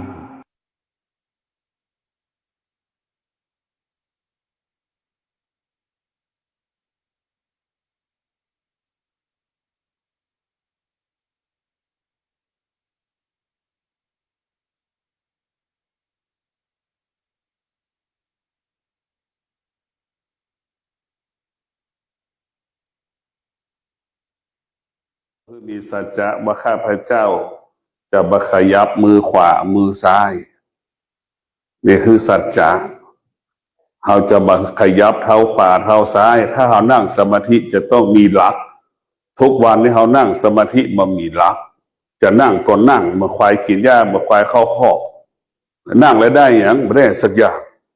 ถ้าเขามีสัจจะหนึ่งเขามีสัจจะว่า6 โมงเย็นเขาจะนั่งสมาธิ6 โมงเย็นเขาก็นั่งสมาธิ2เขาจะอดทนระหว่างที่นั่งสมาธิ30 นาทีเขาจะอดทนระหว่างที่นั่งสมาธิเขาจะใช้ความภาคเพียร3 อย่างเนี่ยกำกับเวลามันปวดเขาบักขยับเขาขวาเท้าซ้ายบักขยับมือขวามือซ้ายทำที่ได้คืออย่างสติรู้สึกตัวเขาบักขยับเท้าขวาเท้าซ้ายนี่คือได้ความอดทนก็ได้วิริยะภาคเพียรก็ได้นี่แหละคือได้ตัวนี้มันสะสมความอดทนวิริยะภาคเพียรทุกวันนี่แหละธรรมะมันจะเกิดขึ้นตรงนี้แต่ส่วนมากเขามันมีรักในการนั่งเขาจะแสวงหาธรรมแต่เขาบ่เอาธรรมนี่เขาจะนั่งสมาธิต้องมีสัจจะส่วนมากอยากพลิกก็พลิกอยากย้ายก็ย้ายนี่มันบ่ได้นะเขาว่าตามใจเป็นเรื่องของธรรมชาติธรรมะนี่จะต้องเขาอยู่เหนือธรรมชาติเช่นร่างกายเขาเปรียบเสมือนม้าจิตของเขาสติเปรียบเสมือนคนขี่หลังม้าเขาจะต้องควบคุมความเจ็บปวดให้ได้นั่นแหละเขาจะถึงชนะว่าธรรมะบอกสอนเขาเราอยู่เหนือธรรมชาตินะขอเพิ่มว่าตามเด้ออิมังกรรมฐานังอนิถามิอิมังภาวนานังอนิถามิอยู่ในความสงบโทรศัพท์กับปิดสงบนิ่งคือว่าจะคำว่าสงบเขาไม่ต้องไปสนใจอย่างคือแค่ควบคุมกายวาจาใจให้สงบเป็นสิ่งที่ประเสริฐที่สุดที่สุดนะโมตัสสะภะคะวะโตอะระหะโตสัมมาสัมพุทธัสสะนะโมตัสสะภะคะวะโต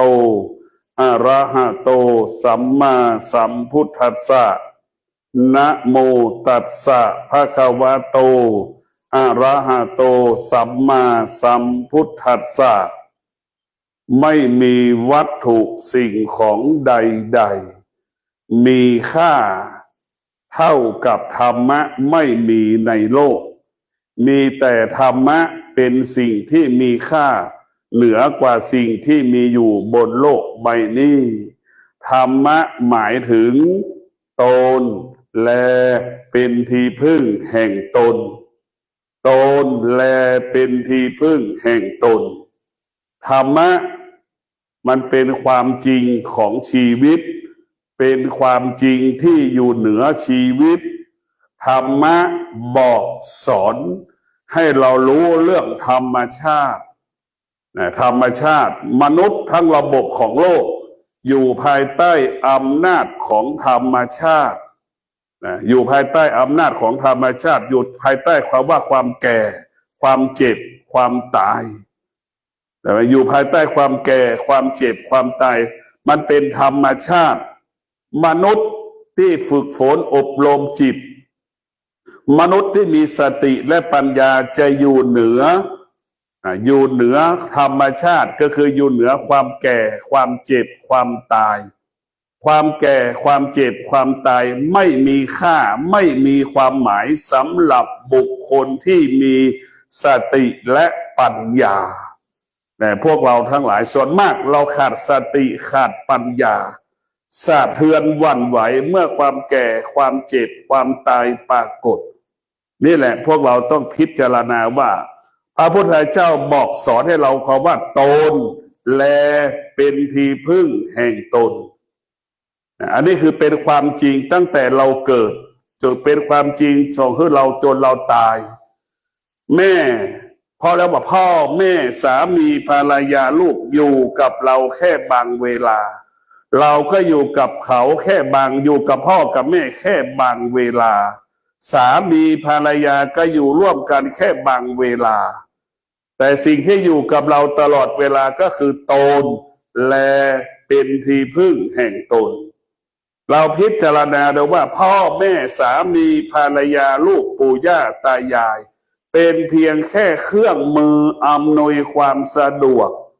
ซึ่งกันและกันแค่บางเวลา ดังแม่คลอดลูกครับไหมแม่ก็เลี้ยงลูกตรงเติบใหญ่นะแม่เครื่องในความสะดวกจนถึงวันหนึ่งแม่แก่ลูกก็ต้องเลี้ยงแม่ต่อครับนี่แหละคือมันเป็นเพียงเครื่องมืออำนวยความสะดวกซึ่งกันและกันหรือว่าเป็นธรรมชาติของธรรมชาติแต่พระพุทธเจ้าบอกสอนเราให้เราอยู่เหนือธรรมชาติอยู่เหนือธรรมชาติความสุขเป็นเรื่องของธรรมชาติความสงบเป็นเรื่องของธรรมะคนแก่ที่แสวงหาความสุขกับคนแก่ที่แสวงหาความสงบแตกต่างกันคนแก่ที่แสวงหาความสุขเป็นลูกหลานไม่นับถือไม่เคารพไม่ยำเกรงคนแก่ที่แสวงหาความสงบเป็นที่เคารพรักของลูกหลานพวกเราทั้งหลายแก่มีสองประการแก่ที่มีธรรมะกับแก่ไม่มีธรรมะ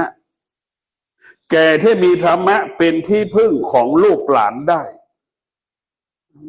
ลูกหลานไปมาหาสู่อยู่ตลอดเวลากับแก่ที่ไม่มีธรรมะไม่มีใครไปมาหาสู่ไม่มีไปหาสู่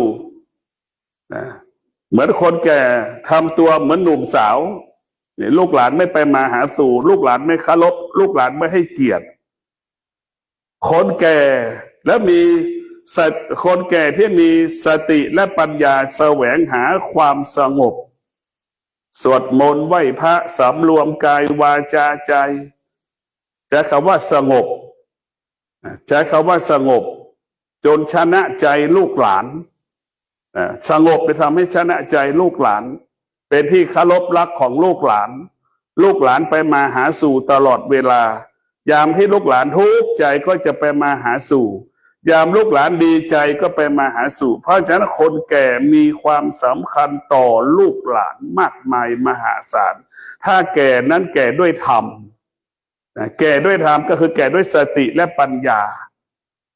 คนแก่ที่มีสติปัญญาไม่คิดพึ่งพาลูกหลานลูกหลานไม่มีค่าคือรู้เพราะว่าคนแก่ที่ขาดมีปัญญาลูกหลานไม่มีค่าลูกหลานจะอยู่ไม่อยู่กับเราจะเลี้ยงเราไม่เลี้ยงเราเราก็แก่ก็เจ็บก็ตายลูกหลานจะอยู่ไม่อยู่จะเลี้ยงไม่เลี้ยงก็ไม่สามารถมาหยุดยั้งความแก่ความเจ็บความตายเราได้นี่คือแก่ด้วยปัญญาเจ็บก็มีความสุขแก่ก็มีความสุขตายก็มีความสุขเพราะเราไม่อาชีพไปผูกกับบุคคลใดบุคคลหนึ่งสิ่งใดสิ่งหนึ่งเราจะแก่ด้วยตัวเราเองเราจะเจ็บด้วยตัวเราเองเราจะตายด้วยตัวเราเองนี่คือแก่ด้วยธรรมคนแก่แล้วขาดปัญญาเรียกร้องหาลูกหลานเรียกร้องหาลูกหลานลูกหลานไม่ตอบสนองลูกหลานไม่มาตรงต่อเวลาเกิดอาการสำแดงอาการไม่พอใจทุกข์ใจเห็นไหมเบาหวานมาความดันมาแล้วนึกดูกันแล้วกันนะแก่แล้วขาดปัญญาพึ่งพาลูกหลานเรียกร้องหาลูกหลานสร้างภาระปัญหาให้กับลูกหลานอีกพวกเราทั้งหลายการที่พ่อแม่ไม่จำเป็นต้องมีทรัพย์สมบัติให้ลูกขอให้พ่อแม่นั้นแก่ด้วยธรรมะนี่ผู้เฒ่าผู้แก่แก่ด้วยธรรมะลูกหลานมีความสุขที่สุดยามที่เจ็บป่วยลูกหลานพร้อมที่จะเอาไปหาหมอมีความสุขเอาไปหาหมออีกคนแก่ที่ไม่มีธรรมะขี้เหล้าอย่างเงี้ยล่วงละเมิดศีลห้าอย่างเงี้ยลูกหลานไม่พร้อมที่จะเอาไปหาหมอยามที่เจ็บป่วยไม่ลูกหลานไม่ไปหาไม่ยอมที่จะไปหาหมออีกถึงแม้จะเอาไปเพราะถูกบังคับเอาไปถ้าไม่เอาไปอายคนข้างบ้านเขาจะว่าเราเห็นไหมอันนี้แหละคือแก่พวกเราทั้งหลายเพราะฉะนั้นขอให้แก่ด้วยธรรมะแก่ด้วยศีลแก่ด้วยสมาธิแก่ด้วยปัญญามีค่ามีราคามีความหมายต่อลูกหลานคำว่าตัวอย่างคำว่าแบบอย่างก็หมายถึงศีลสมาธิปัญญานี่แหละพ่อแม่คนไหนมีศีลมีสมาธิปัญญาจึงเป็นพ่อแม่ตัวอย่าง เป็นแม่ตัวอย่าง เป็นแม่แบบอย่าง เป็นพ่อตัวอย่าง เป็นพ่อแบบอย่างของลูกแต่พวกเราทั้งหลายธรรมะที่สำคัญที่สุดแม่จะมีค่า แม่นั้นต้องมีธรรมะพ่อจะมีค่า พ่อต้องมีธรรมะให้กับลูก ลูกจะมีค่ากับลูกมีธรรมะพวกเราทั้งหลายสิ่งที่ทำให้มีค่าทุกวันนี้เพราะธรรมะคนจะมีค่าก็อยู่ที่ธรรมะอาตมาจะมีค่าก็อยู่ที่ธรรมะถ้าอาตมาไม่มีธรรมะอาตมามีค่าเท่ากับขี้พวกเราทั้งหลายค่าของคนอยู่ที่เรามีธรรมะลูกคนไหนที่มีความอดทนเห็นไหมลูกคนนั้นมีค่ามีความหมายสำหรับแม่มากมายมหาศาลลูกคนไหนที่ขาดความอดทนจนเป็นที่เอื่อมละอาเห็นไหมไม่มีค่าสำหรับพ่อแม่มันแตกต่างกันไหมมีจริงหรือไม่จริงพวกเราพิจารณาธรรมะได้ละทำให้เรามีค่าเพราะฉะนั้นพ่อแม่ทุกคนก็รู้แล้วว่าลูกที่มีค่าคือลูกที่มีความอดทนต่อฤดูร้อนปรากฏก็สู้ฤดูหนาวปรากฏก็สู้การงานฤดูฝนตกก็สู้เรียกว่าลูกที่มีความอดทนมีความพร้อมอยู่กับการเปลี่ยนแปลงของฤดูร้อนฤดูหนาวฤดูฝนพ่อแม่กินอิ่มไส้พ่อแม่เต็มมาลูกที่มีความอดทนเนี่ยพ่อแม่กินอิ่มเห็นไหมถ้าลูกที่ขาดความอดทนพ่อแม่อดอยากลำบากแล้วอันนี้คือความจริงนะพวกเราทั้งหลายความจริงก็คือธรรมะคือเป็นความจริงของปัจจุบัน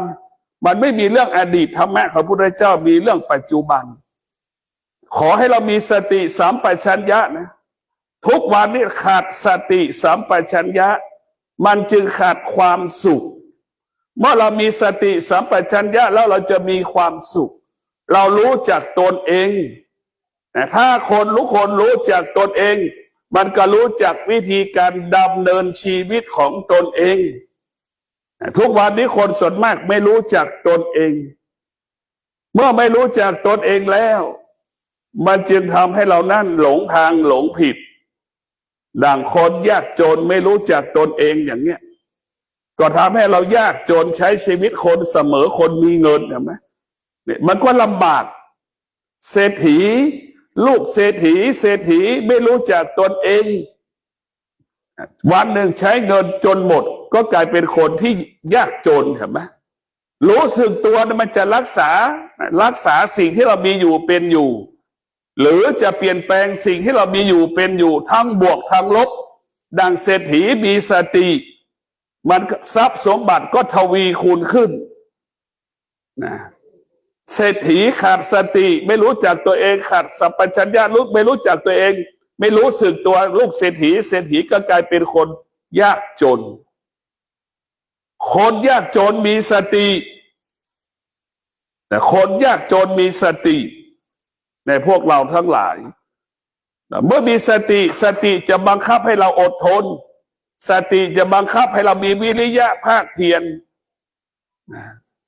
จากคนที่ไม่มีกินกลับเป็นคนที่มีกิน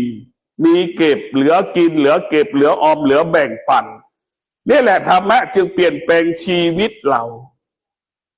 ธรรมะเรียกว่าเขาว่าความสุขพวกเราทั้งหลายความสุขมีสองประการสุขของธรรมชาติดั่งมนุษย์ทั่วโลกมีอยู่มีครอบครัวและประกอบไปด้วยสิ่งต่างๆในการดำเนินชีวิตนั่นคือสุขความสงบสุขของธรรมะก็คือสุขเกิดจากความสงบพอนั่งสมาธิไปถึงจุดหนึ่งความสงบมันเกิดมันก็เป็นความสุขในพวกเราทั้งหลาย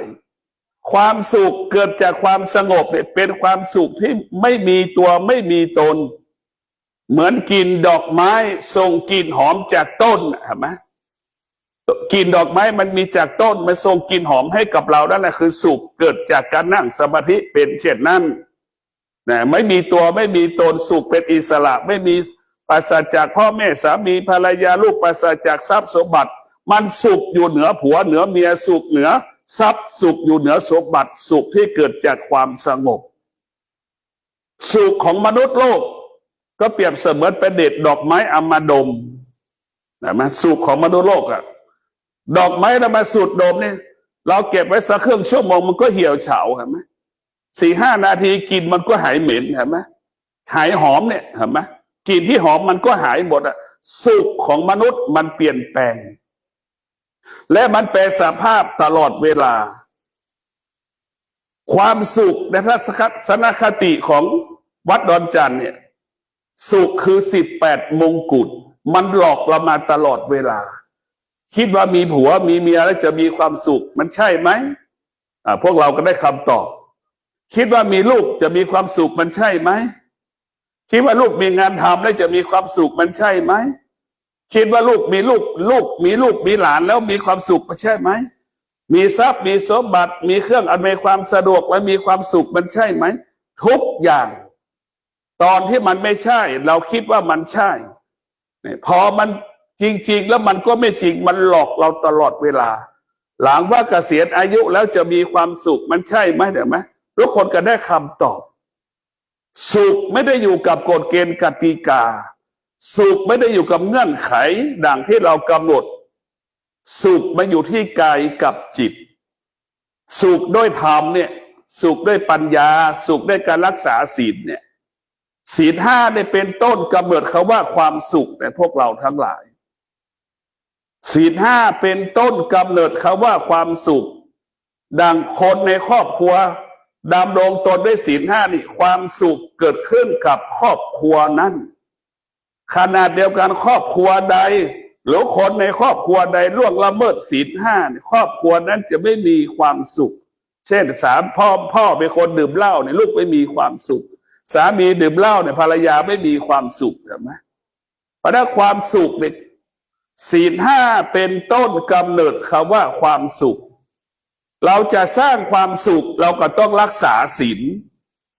เราจะมอบความสุขให้คนในครอบครัวเราก็ต้องรักษาศีล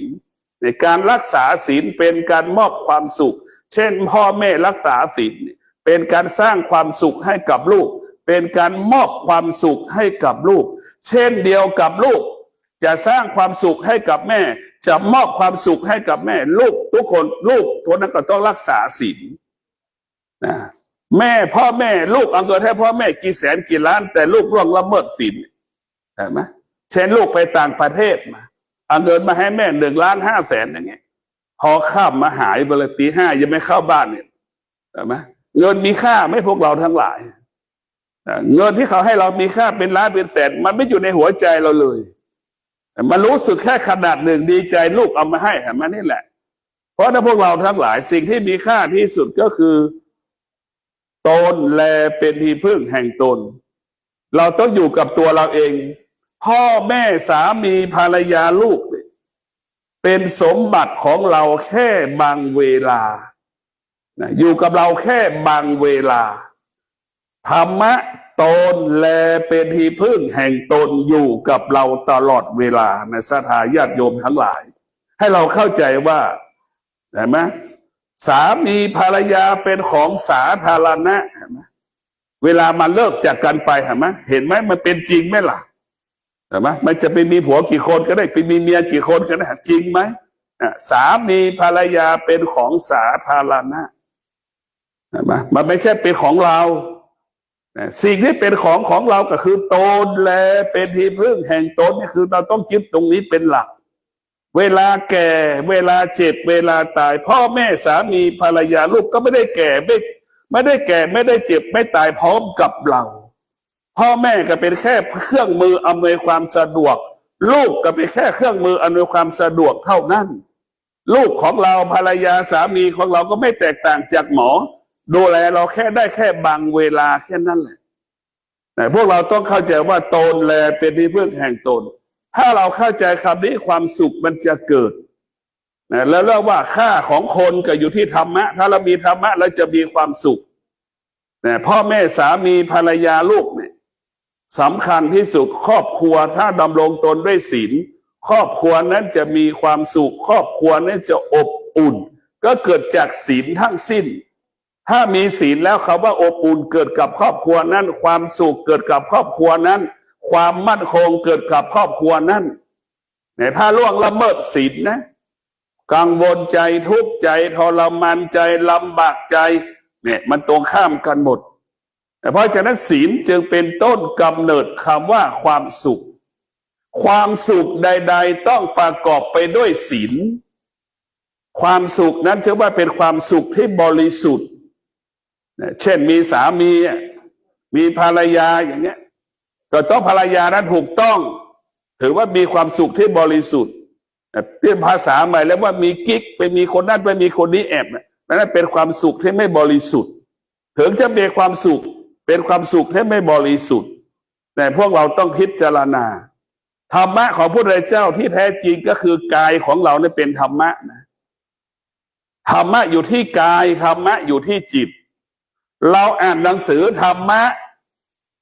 เราไม่สามารถบรรลุธรรมได้พ้นจากความทุกข์ได้เช่นเดียวเราเห็นรูปขนมในกระดาษ A4 ทำให้เราหายหิวไหมมันไม่สามารถให้เราหายหิวได้เช่นเดียวกันการที่เราจะสวดมนต์การที่เราจะไหว้พระก็เหมือนกันการที่อ่านหนังสือธรรมะก็เหมือนกันมันยังไม่สามารถให้เราพ้นจากความทุกข์ได้เราจะพ้นจากความทุกข์ได้เราต้องปฏิบัติเรานั่งสมาธิอย่างเงี้ยอย่างที่บอกเมื่อกี้เนี่ยเรานั่งสมาธิเราให้สัจจะแล้วข้าพเจ้าจะไม่ขยับเท้าขวาเท้าซ้ายข้าพเจ้าจะไม่ลืมตาขณะที่พระกำลังเทศน์ข้าพเจ้าจะไม่ขยับมือขวามือซ้ายไม่ขยับเท้าขวาเท้าซ้ายนี่แหละธรรมะก็คือสติรู้สึกตัวว่ามันเจ็บเราให้สัจจะแล้วจะไม่ขยับมือขวามือซ้ายไม่ครบ30 นาทีเราจะไม่ขยับตัวเราจะไม่ขยับเท้าจะไม่ขยับมือเราจะไม่ลืมตาจะนั่งตัวตรงนี่แหละคือธรรมะนี่แหละคือเราชนะใจตนเองชนะความเจ็บปวดที่มันเกิดขึ้นแต่พวกเราต้องชนะตนเองก่อนพวกเราธรรมะของพระพุทธเจ้าคืออยู่ที่กายกับจิตร่างกายของเราเนี่ยเป็นพระไตรปิฎกจิตของเราเหมือนคนอ่านพระไตรปิฎกแต่พวกเราทั้งหลายธรรมะอยู่ที่ร่างกายกับจิตร่างกายของเราต้องพิจารณาตั้งแต่เส้นผมขึ้นไปมันเคยดกพอสักระยะผมมันเริ่มห่างเรียกว่าผมมันร่วงนั่นแหละหรือความเสื่อมมันเริ่มปรากฏหรือความแก่เริ่มปรากฏในความแก่ปรากฏความเสื่อมปรากฏก็คือความเจ็บมันนั่งรอเห็นไหมนั่นแหละพวกเราทั้งหลายมันจะเป็นมันเหมือนท่อนไม้ไผ่น่ะเหมือนป้องไม้ไผ่น่ะเป็นต้นเป็นป้องนั่นแหละคำว่าเกิดแก่เจ็บตายจะเป็นลักษณะมันมีขั้นตอนมีกระบวนการของมันถ้าแก่แล้วมีธรรมะพวกเราทั้งหลายแก่ด้วยสติแก่ด้วยปัญญาเนี่ยดวงจิตเราจะไม่สะเทือนไม่หวั่นไหวสิ่งที่เรารู้ทางตาทางหูทางจมูกทางลิ้นทางจิตทางใจเราจะไม่สะเทือนไม่หวั่นไหวเพราะเราเข้าใจว่าสิ่งที่เรารู้มันไม่เที่ยงแต่สิ่งที่เรารู้มันไม่เที่ยงเราต้องจงรับรู้นะว่าสิ่งที่เรารู้มันไม่เที่ยงพ่อแม่สามีภรรยาลูกปู่ย่าตายายเป็นสิ่งที่ไม่เที่ยงนะก็คือมันเปลี่ยนแปลงเห็นไหมมันเกิดการเปลี่ยนแปลงพ่อฟ้องลูกลูกฟ้องพ่อเห็นไหมคดีความเต็มบ้านนั่นคือสิ่งที่มันเปลี่ยนแปลงมันเป็นสิ่งที่ไม่เที่ยงแต่พวกเราทั้งหลายสุขเกิดก็เป็นสิ่งที่ไม่ทนทุกข์เกิดก็เป็นสิ่งที่ไม่ทนให้เราเข้าใจว่าความทุกข์เป็นสิ่งที่ไม่ทนความสุขเป็นสิ่งที่ไม่ทนถ้าเราเข้าใจเช่นนี้คนส่วนหนึ่งก็คงไม่กินยาตายไม่ฆ่าตัวตายไม่ทำลายตัวเองถ้ามันรู้ว่าความทุกข์เป็นสิ่งที่ไม่ทนนะมันจะไม่ฆ่าตัวตายมันจะไม่ทำลายตัวเองเพราะฉะนั้นความทุกข์เป็นสิ่งที่ไม่ทนความสุขก็เป็นสิ่งที่ไม่ทนมันเกิดขึ้นขนาดหนึ่งแล้วมันก็เปลี่ยนแปลงดังคนทุกคนสัมผัสเขาว่าความสุขที่สุดมันก็เปลี่ยนแปลงทุกคนสัมผัสกับเขาว่าความทุกข์ที่สุดก็เปลี่ยนแปลงทั้งความทุกข์และความสุขเปรียบเสมือนลูกมะม่วงในพวกเราทั้งหลายมะม่วงเห็นไหมมะม่วงหนุ่มมะม่วงดิบเห็นไหมเนี่ยมะม่วงดิบก็อีกลักษณะหนึ่งมะม่วงสุกอีกลักษณะหนึ่งสุขก็ดีทุกข์ก็ดีเกิดขึ้นที่เดียวกันนะเหมือนแม่มีท้องเลยนะลูกมะม่วงก็เปรียบเสมือนท้องของแม่เห็นไหมพระพุทธเจ้าก็เกิดจากท้องแม่คนชั่วคนดีพระชั่วก็เกิดจากท้องแม่หมดแต่มันเกิดที่เดียวกันแต่มันเกิดสิ่งเดียวกันเกิดจากที่มันได้เกิดจากที่อื่นเลยแต่ธรรมะใครจะพิจารณากายกับจิตที่บอกเมื่อกี้ว่ากายกับจิตเนี่ย แต่ที่บันท้องของแม่น่ะเป็นต้นกำเนิดทั้งความชั่วทั้งความดีคนดีคนชั่วอยู่ที่ท้องพ่อท้องแม่นะเพราะฉะนั้นเราดูเลยว่าความสุขเกิดขึ้นที่ไหนความทุกข์ก็เกิดขึ้นที่นั่นดังมะม่วงดิบพอมันแปลสภาพสักระยะหนึ่งกลายเป็นมะม่วงสุกเห็นไหมดิบหายไปไหนล่ะมันก็อยู่ในเนื้อเดียวกันหมดทั้งสุขทั้งทุกข์ก็คือสิ่งเดียวกันดังมะม่วงเราไปสมมุติว่ามันดิบว่ามันสุกเป็นสิ่งสมมุติทั้งสิ้นเห็นไหมพวกเราทั้งหลายสุขเกิดที่ไหนทุกข์ก็เกิดขึ้นที่นั่นทุกข์เกิดขึ้นที่ไหนสุขก็เกิดขึ้นที่นั่นเมื่อสิ่งนี้เกิดสิ่งนี้จึงเกิดเมื่อมีสิ่งนี้จึงมีสิ่งนี้แต่พวกเราต้องพิจารณาว่าทุกอย่างเป็นสิ่งที่ไม่เที่ยงแต่เรานึกถึงเนี่ยน้ำเอาน้ำใส่ถ้วยไปเนี่ยแต่เราเอาน้ำใส่ถ้วยแล้วเอาไว้กักเอาไว้ตักแดดนะน้ำก็น้ำความร้อนของแสงพระอาทิตย์กระทบกับความเย็นเห็นไหมกลายเป็นไอน้ำในถ้วยน้ำในถ้วยกลายเป็นไอน้ำบางๆมาสะสมกลายเป็นเมฆเห็นไหมเมฆหนาสะสมกลายเป็นเมฆหนาเมฆหนาสะสมกลายเป็นเมฆฝนเห็นไหมฝนตกถนนลื่นนะรถชนอุบัติเหตุมันโรคประสบอุบัติเหตุไปหาหมอเนี่ยเรียกว่าอาการนี้คือความว่าไม่เที่ยงมันเปลี่ยนแปลงตลอดเวลาแต่ร่างกายเราก็เป็นเช่นนั้นเพราะแม่สามีภรรยาเขาก็เป็นเช่นนั้นมันเปลี่ยนแปลงตลอดมันไม่มีสิ่งใดที่มันคงที่มันไม่มีแต่หลักการธรรมะพุทธเจ้ารู้ให้เราอยู่เหนือสิ่งที่เรารู้แล้วก็ละสิ่งที่เรารู้แล้วไม่ตามรู้ในหลักการธรรมะภาคปฏิบัติรู้ไม่ได้สะสมเนี่ยต้องปลดเปลื้องสิ่งที่เรารู้สิ่งที่เรารู้มาเป็นความทุกข์ทั้งสิ้นความสุขก็เป็นความทุกข์ในพวกเราทั้งหลาย 99% เราทุกข์เพราะความสุขเป็นเหตุให้เกิดความทุกข์พวกเราทั้งหลายความสุขเป็นเหตุให้เกิดความทุกข์ถ้าเราเห็นว่าความทุกข์เป็นเกิดให้เกิดความทุกข์ไม่มีใครเอาเพราะฉะนั้นความทุกข์พวกเราทั้งหลายเป็นผู้ภักดีซื่อสัตย์ต่อเราความทุกข์มันไม่เคยโกหกเรามันไม่เคยหลอกเราความทุกข์ของความเป็นปกติดังเช่นไฟมันร้อนดังเช่นน้ำมันเย็นนั่นแหละคือความทุกข์คงความเป็นปกติส่วนความสุขแล้วมันเป็น18 มงกุฎมันหลอกเรามีลูกแล้วจะเป็นอย่างนั้นมีหลานจะเป็นอย่างนี้หลานมีงานทำไม่จะเป็นอย่างนั้นมีบ้านอยู่จะเป็นอย่างนั้นมีเงินจะเป็นอย่างนี้มีตำแหน่งจะเป็นอย่างนั้นพอถึงที่สุดมันไม่มีอะไรเลยเห็นไหมมันโกหกมันหลอกลวงเราเนี่ยสุขนี่คือ18 มงกุฎธรรมะภาคปฏิบัติจึงถือว่าความสุขเนี่ยเป็นศัตรูเป็นศัตรูของผู้ที่ปฏิบัติความทุกข์กับเป็นสิ่งที่ดีงามของพระภาคปฏิบัติความทุกข์เป็นพระเอกของธรรมะภาคปฏิบัติความทุกข์จะเป็นพระเอกเราจะเห็นว่าบทที่เราสวดมีแต่ความทุกข์ทั้งสิ้นเกิดก็เป็นทุกข์แก่ก็เป็นทุกข์เจ็บก็เป็นทุกข์ตายก็เป็นทุกข์พระพุทธเจ้าทรงตรัสไหม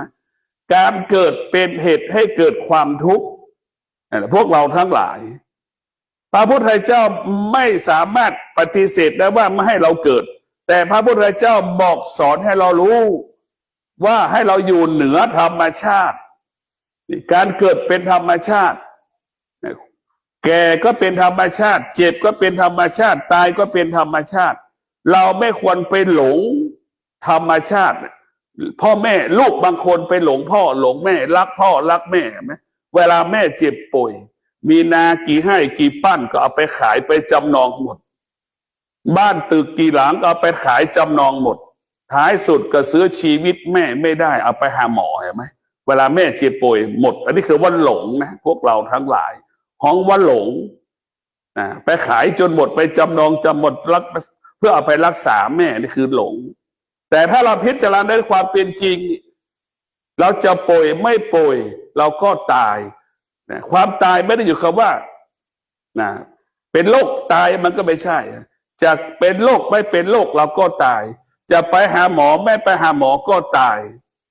จะรักษาก็ตายไม่รักษาก็ตายนั่นคือเป็นความจริงถ้าเราคิดได้เช่นนี้เราก็จะไม่หลงความตายก็มีคนอีกจำนวนมากลูกโดยเฉพาะลูกในหลงพอเอาพ่อแม่ไปรักษาอยู่ไม่กี่เดือนเห็นไหมหมดพอพ่อแม่เสร็จมีแต่หนี้เห็นไหมหลงเกินไปแต่พวกเราทั้งหลายอย่าไปหลงความแก่ความเจ็บความตายแต่พระพุทธเจ้าทรงตรัสว่าเกิดก็เป็นทุกข์แก่ก็เป็นทุกข์เจ็บก็เป็นทุกข์ตายก็เป็นทุกข์จริงไหมพวกเราพิจารณาดูนี่คือความจริงไหมอาตมายังไม่แก่เท่ากับท่านทั้งหลายนะยังสอบไม่ผ่านเป็นความจริงแค่คำพูดเนี่ยพูดเฉยๆว่าธรรมะเป็นอย่างนั้นเป็นอย่างนี้ถ้าอาตมาป่วยสัก3 เดือนป่วย1 ปีนี่จะรู้เดี๋ยวว่าจะอยู่กับความป่วยนั้นได้ไหมจะอยู่กับความแก่ได้ไหมดังท่านผู้ที่มีผู้เจริญได้อายุ70-80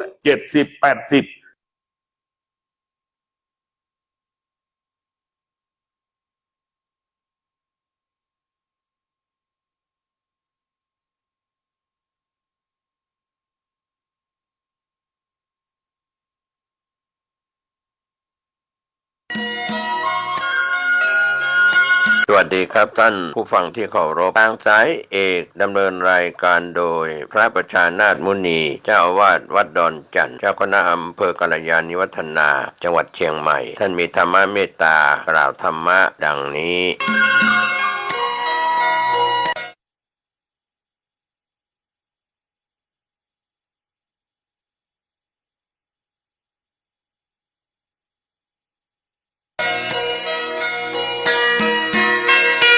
ที่ท่านได้รับฟังจบลงไปแล้วนั้นเป็นรายการทางสายเอกดำเนินรายการโดยพระประชานาถมุนีเจ้าคณะอำเภอกัลยาณิวัฒนาเจ้าอาวาสวัดดอนจันทร์ตำบลทัตรามอำเภอเมืองเชียงใหม่จังหวัดเชียงใหม่เชิญท่านติดตามศึกษาธรรมะการปฏิบัติธรรมได้ในคราวครั้งต่อไปสำหรับวันนี้สวัสดีครับ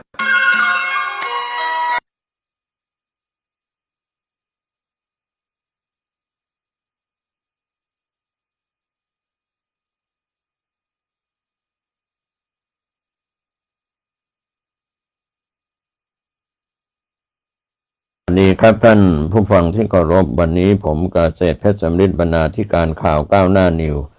จะได้นำเอกสารที่ได้รับเข้ามาสืบต่อจากครั้งที่ผ่านมาหัวข้อใครฆ่าพระเจ้าตากสินโดยภิกษุณีวรมัยกบิลสิงห์ซึ่งภิกษุณีวรมัยกบิลสิงห์นั้นท่านก็บวชเป็นภิกษุณีอยู่ในพื้นที่จังหวัดนครปฐมนะครับก็เราได้รับเอกสารนี้มาจากท่านศาสตราจารย์พิเศษประเสริฐอยู่เจริญดีอดีตรองอธิบดีผู้พิพากษาภาค7อดีตรองอธิบดีผู้พิพากษาภาค5นะครับท่านได้มอบเอกสารเพื่อนำเผยแผ่ข้อดีที่เกี่ยวข้องก็นำมากล่าวกันช่วงหลายตอนที่ผ่านมาวันนี้คงนำสืบต่อบทที่8สมเด็จพระเจ้าตากสินมหาราชทรงขอฝนได้นั้นก็เป็นเรื่องจริงที่ปรากฏในการยกพลขึ้นเหนือได้มีฝนตกในพื้นที่ภาคเหนือที่แห้งแล้งก็กล่าวต่อเนื่องว่าคนเดี๋ยวนี้ถ้าบอกว่าใครขอฝนได้ก็คงไม่มีใครเชื่อแต่คนในกองทัพสมเด็จพระเจ้าตากสินมหาราชในครั้งกันนั้นเชื่อกันทุกคนเพราะเขาได้เห็นได้รู้อยู่แก่ตาแก่ใจของเขาทั้งหลายเองเรื่องของพระโพธิสัตว์ซึ่งสร้างพระบารมีเพื่อพุทธภูมิในอนาคตนั้นเป็นสิ่งที่ควรเชื่อถือได้เพราะบารมีนั้นถ้าสร้างสมไว้มากๆนับแต่อดีตมาจนถึงปัจจุบันถ้าได้สร้างโดยอธิษฐานจิตถึงตั้งด้วยสัจวาจาแล้วเทพพรหมข้างบนท่านจะบันทึกไว้ในแผ่นทองและท่านจะสอดส่องดูอยู่เสมอว่าพระโพธิสัตว์องค์นั้นกำลังทรงทำอะไรอยู่กิจนั้นเป็นกุศลอย่างใดอะไรควรช่วยเหลือท่านก็ช่วยเมื่อพระโพธิสัตว์สมเด็จพระเจ้าตากสินมหาราชทรงขอฝน เทพยดาทั้งหลายก็มิอาจจะนิ่งดูดายได้จึงอำนวยความสะดวกให้ฝนก็ตกลงมาตามพระทัยปรารถนาเห็นชัดดังนี้นี่แหละคือบารมีที่พระโพธิสัตว์ได้สะสมมาเมื่อยามต้องการให้ช่วยก็ช่วยได้เพราะฉะนั้นบารมีคือคุณความดีที่ควรบำเพ็ญหรือที่ได้บำเพ็ญมาแล้วจึงควรบำเพ็ญต่อคือทานศีลเนกขัมมะการออกจากกามการบวชปัญญาวิริยะขันติความอดทนสัจจะอธิษฐานเมตตาและอุเบกขาบารมีเหล่านี้นี่แหละเมื่อบำเพ็ญได้เป็นขั้นแล้วบัวโพธิสัตว์ก็จะบานบอกให้รู้ว่าบำเพ็ญได้ถึงขั้นนั้นแล้วเปรียบเหมือนปริญญาบัตรที่เราได้รับพระราชทานจากพระหัตถ์ในหลวงนี่เปรียบให้เห็นง่ายๆอย่างในทางโลกเมื่อบัวบานถึงขั้นมหาโพธิสัตว์แล้วเวลาทำสมาธิจะเห็นรัศมีจากจิตในขณะนั้นอยู่ในบารมีขั้นใดรัศมีจะบอกให้ทราบเมื่อจะถามเรื่องสำคัญจะไม่ให้มารแกล้งหลอกลวงได้ต้องทำจิตให้บริสุทธิ์จนเห็นรัศมีสีขาวจากจิตเป็นลุงสว่างจึงถามเช่นจะถามเรื่องสมเด็จพระเจ้าตากสินมหาราชนี้ถามแล้วปล่อยวางอย่ายึดติดในคำถามอย่าอยากรู้อย่าติดใน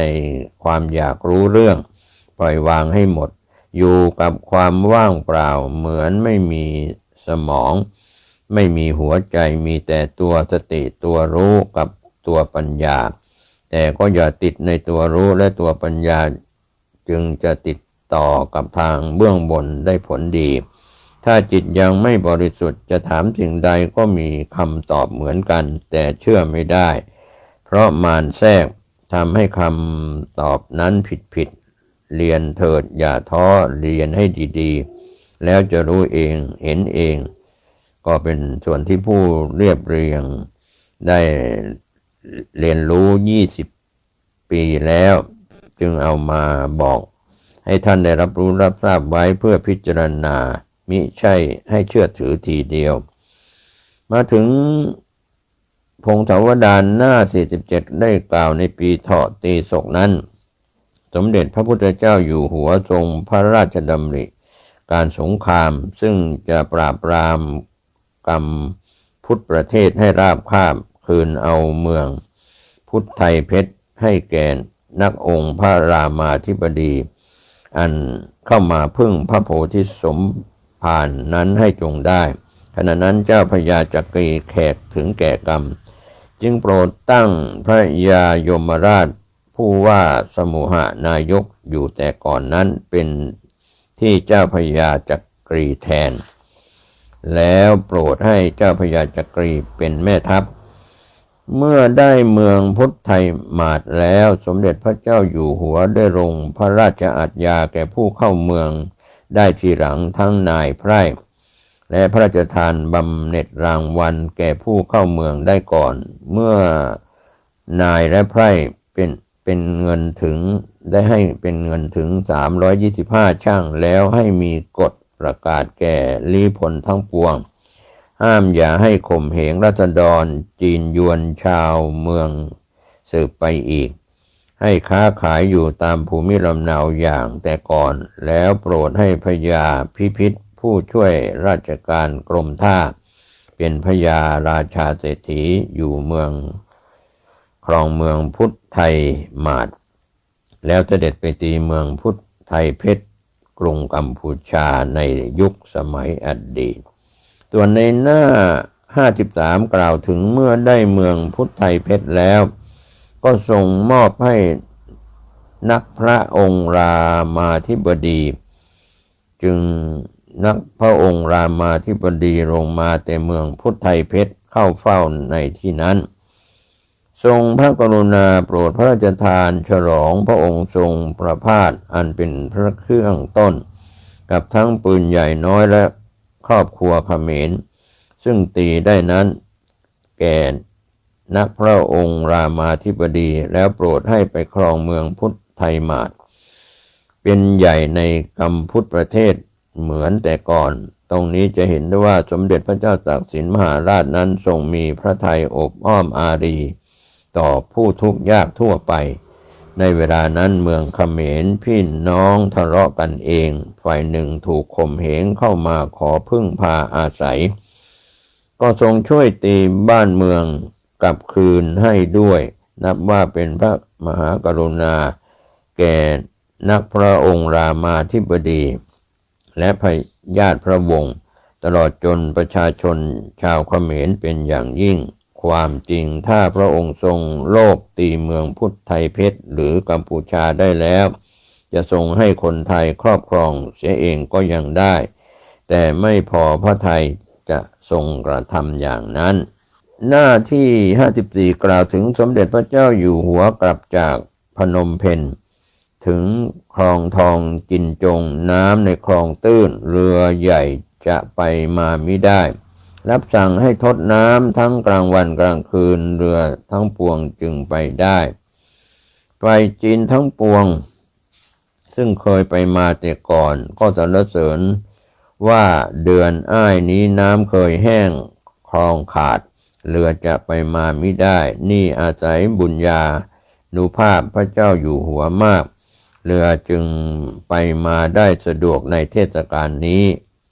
ครั้นถึงวันจันทร์เดือนอ้ายขึ้น3 ค่ำเพลาบ่ายก็เสด็จถึงเมืองพุทธไทยมาศจึงขึ้นสถิตณจวนดำรัสให้นิมนต์พระสงฆ์ในจังหวัดแขวงเมืองพุทธไทยมาศพร้อมกันทรงถวายจีวรทุกองค์แล้วเสด็จไปวัดยวนถวายนมัสการพระพุทธปฏิมากรซึ่งมีในวิหารฝ่ายหลวงยวนก็สวดมนต์ให้ทรงฟังจึงมีพระราชบริหารโดยภาษายวน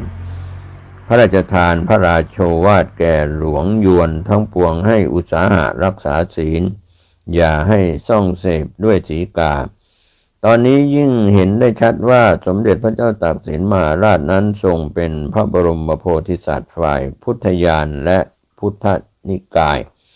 ซึ่งขึ้นตรงต่อพระสัมมาสัมพุทธเจ้าไม่ได้ทรงถือเราถือเขาหรือยึดติดในนิกายใดๆหรือชาติใดๆนักทรงวางพระองค์เป็นกลางพญาพิพิธผู้ช่วยราชการกรมท่านั้นมีความชอบก็ทรงตั้งให้เป็นพญาราชาเศรษฐีท่านกำลังรับฟังสถานีวิทยุสาธารณะจังหวัดเชียงใหม่คลื่นพัฒนาคุณภาพชีวิต FM 92.25 เมกะเฮิรตซ์บริหารและจัดการโดยวัดป่าแดงมหาวิหารส่งกระจายเสียงจากเลขที่71หมู่ที่14บ้านใหม่หลังมอตำบลสุเทพอำเภอเมืองจังหวัดเชียงใหม่รหัสไปรษณีย์50200หมายเลขโทรศัพท์0818818539 052000636-7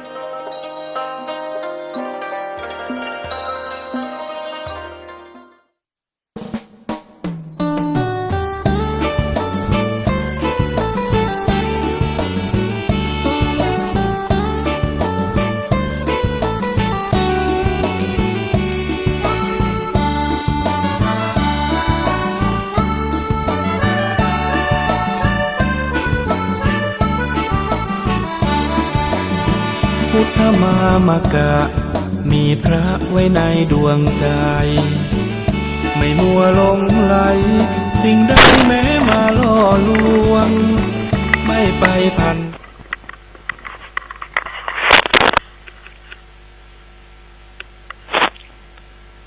ขอความผาสุกความเจริญในธรรมจงบังเกิดมีแก่ญาติแก่โยมท่านผู้ฟังทั้งหลายทุกท่านทุกคนอันเป็นที่ฮักเป็นที่นับถือของตุเจ้าวัดหนองตองห่างดงจังหวัดเชียงใหม่ตนนี้วันนี้รายการปกิณกะแห่งธรรมะมาพบมาปะป่อออกแม่ออกญาติโยมทุกสารทิศ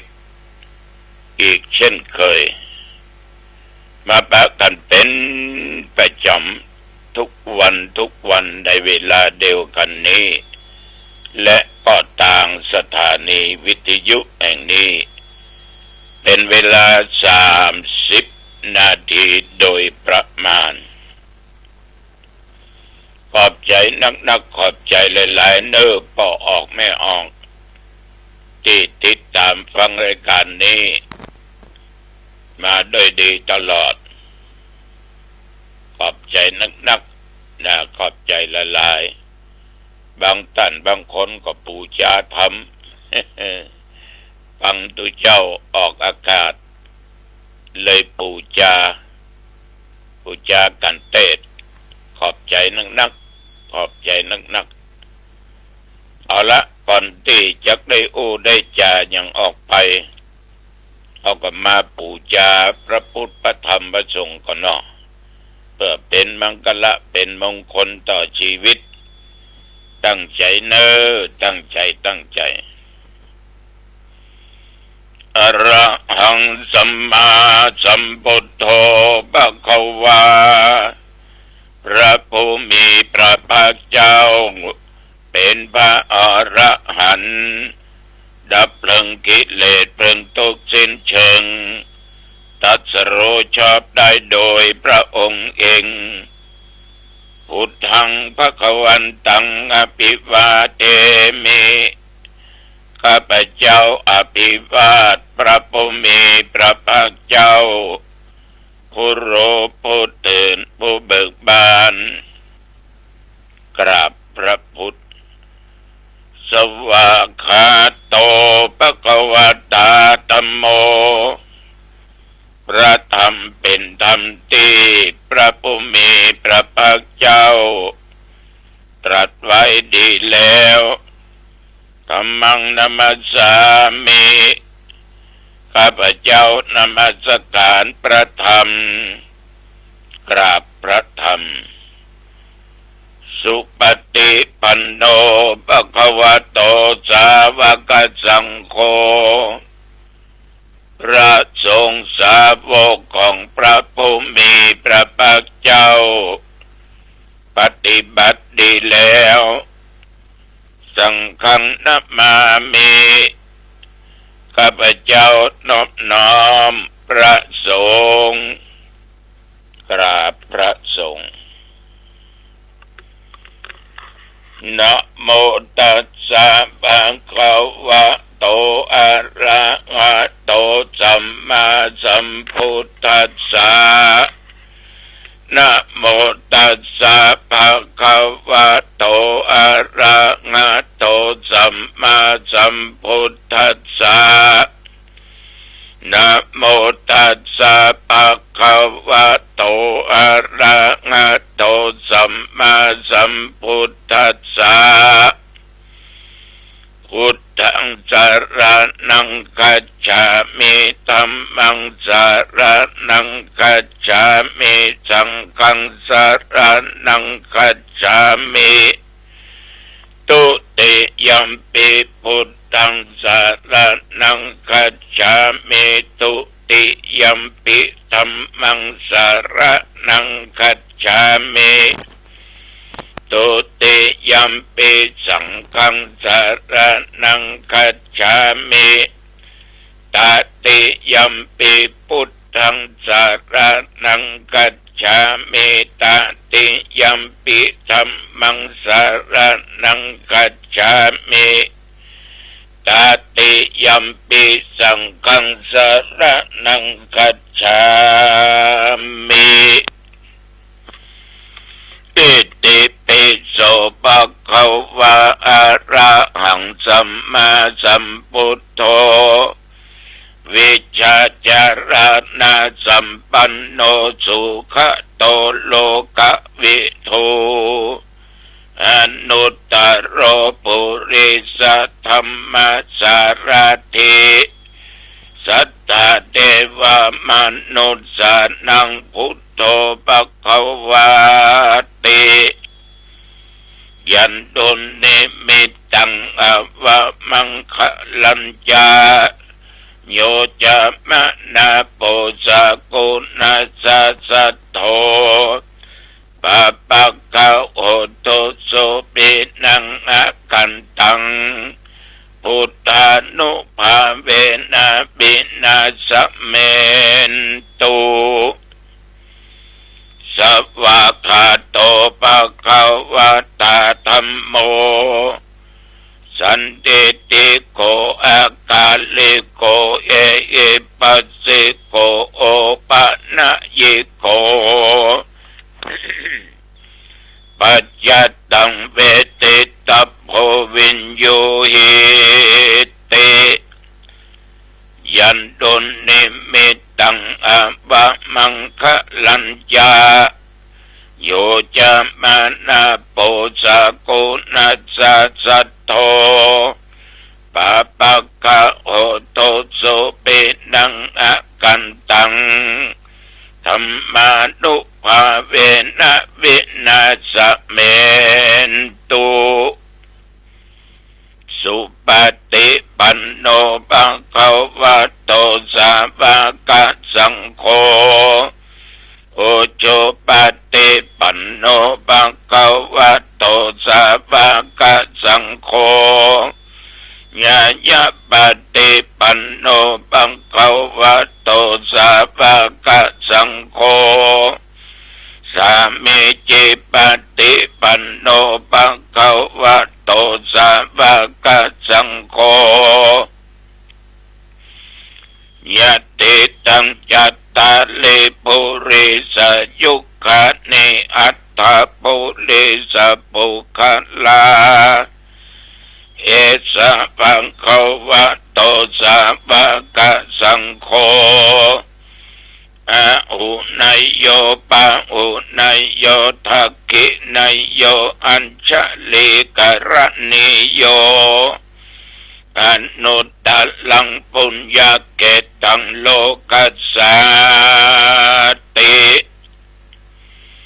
ยันตุนิมิตตังอะบะมังคะลัญญา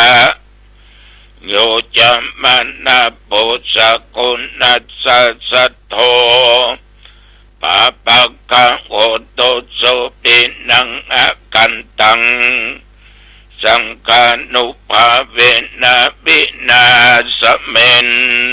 ตุยะโตหังภะคินิอะลิยายาชาติยาชาโต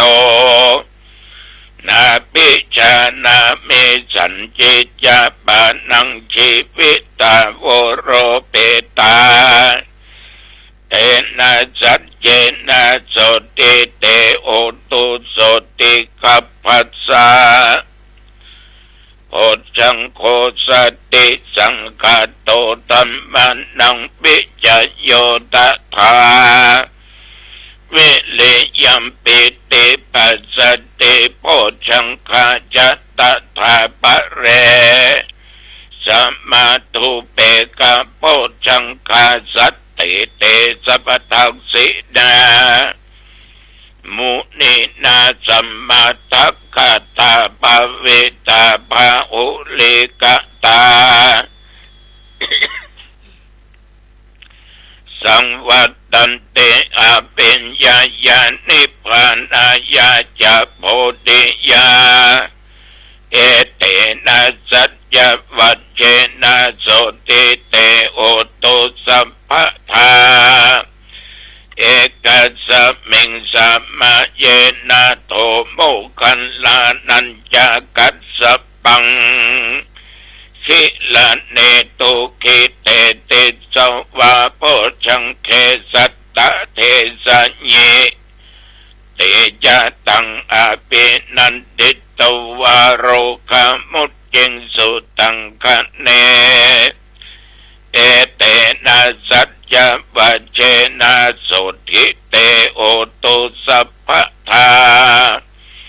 เอกาทาธัมมราชาปิเกลัญเยนะปิปิริโตจุนดาเตเรนะตัญเยวะพันนาเปโตวานาสัทธัลลัง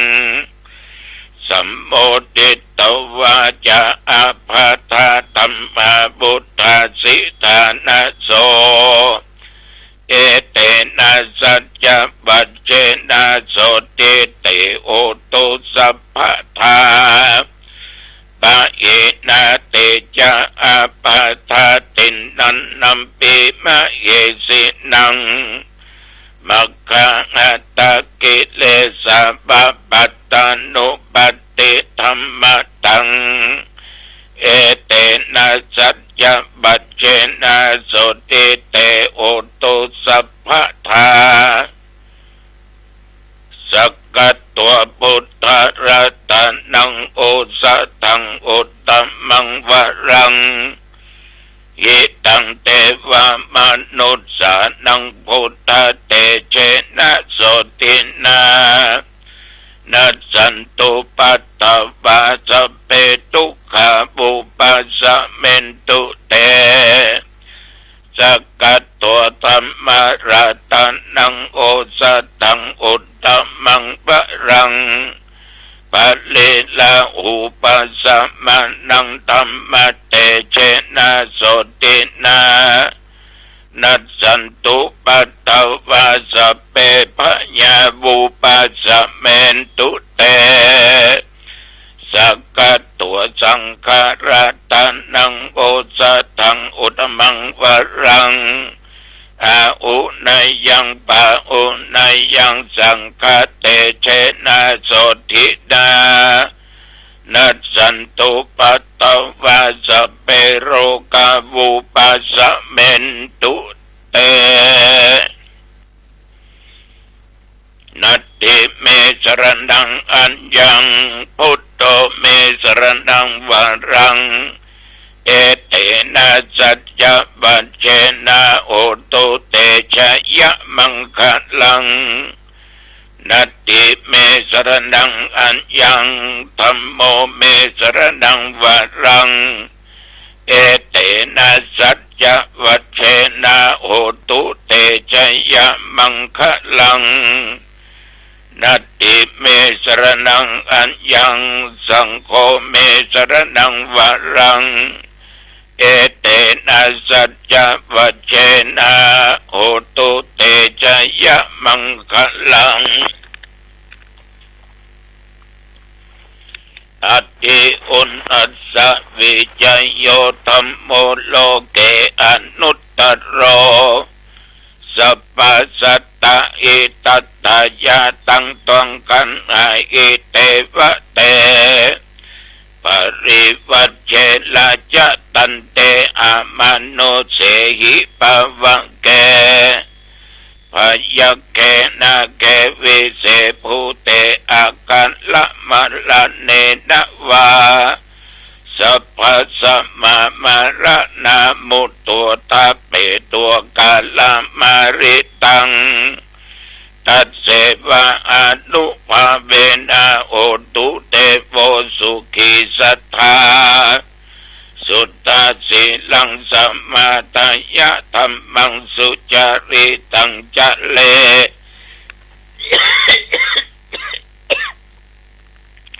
ตัสเสวะอนุภาเวนะโอตุเตโวสุขีสัทธาลิขิตังเจนติตังโพชังทาระนังวจนังครุงปะเลจังเตสนังสุตตัวตัสสะอายุปวัตเตทวัตุสัพพะมังคะลังรักขันตุสัพพเทวตาสัพพะพุทธานุภาเวนะสัทธาโสทิภวันตุเตภวันตุสัพพะมังคะลังรักขันตุสัพพเทวตาสัพพะสังฆานุภาเวนะสัทธาโสทิภวันตุเต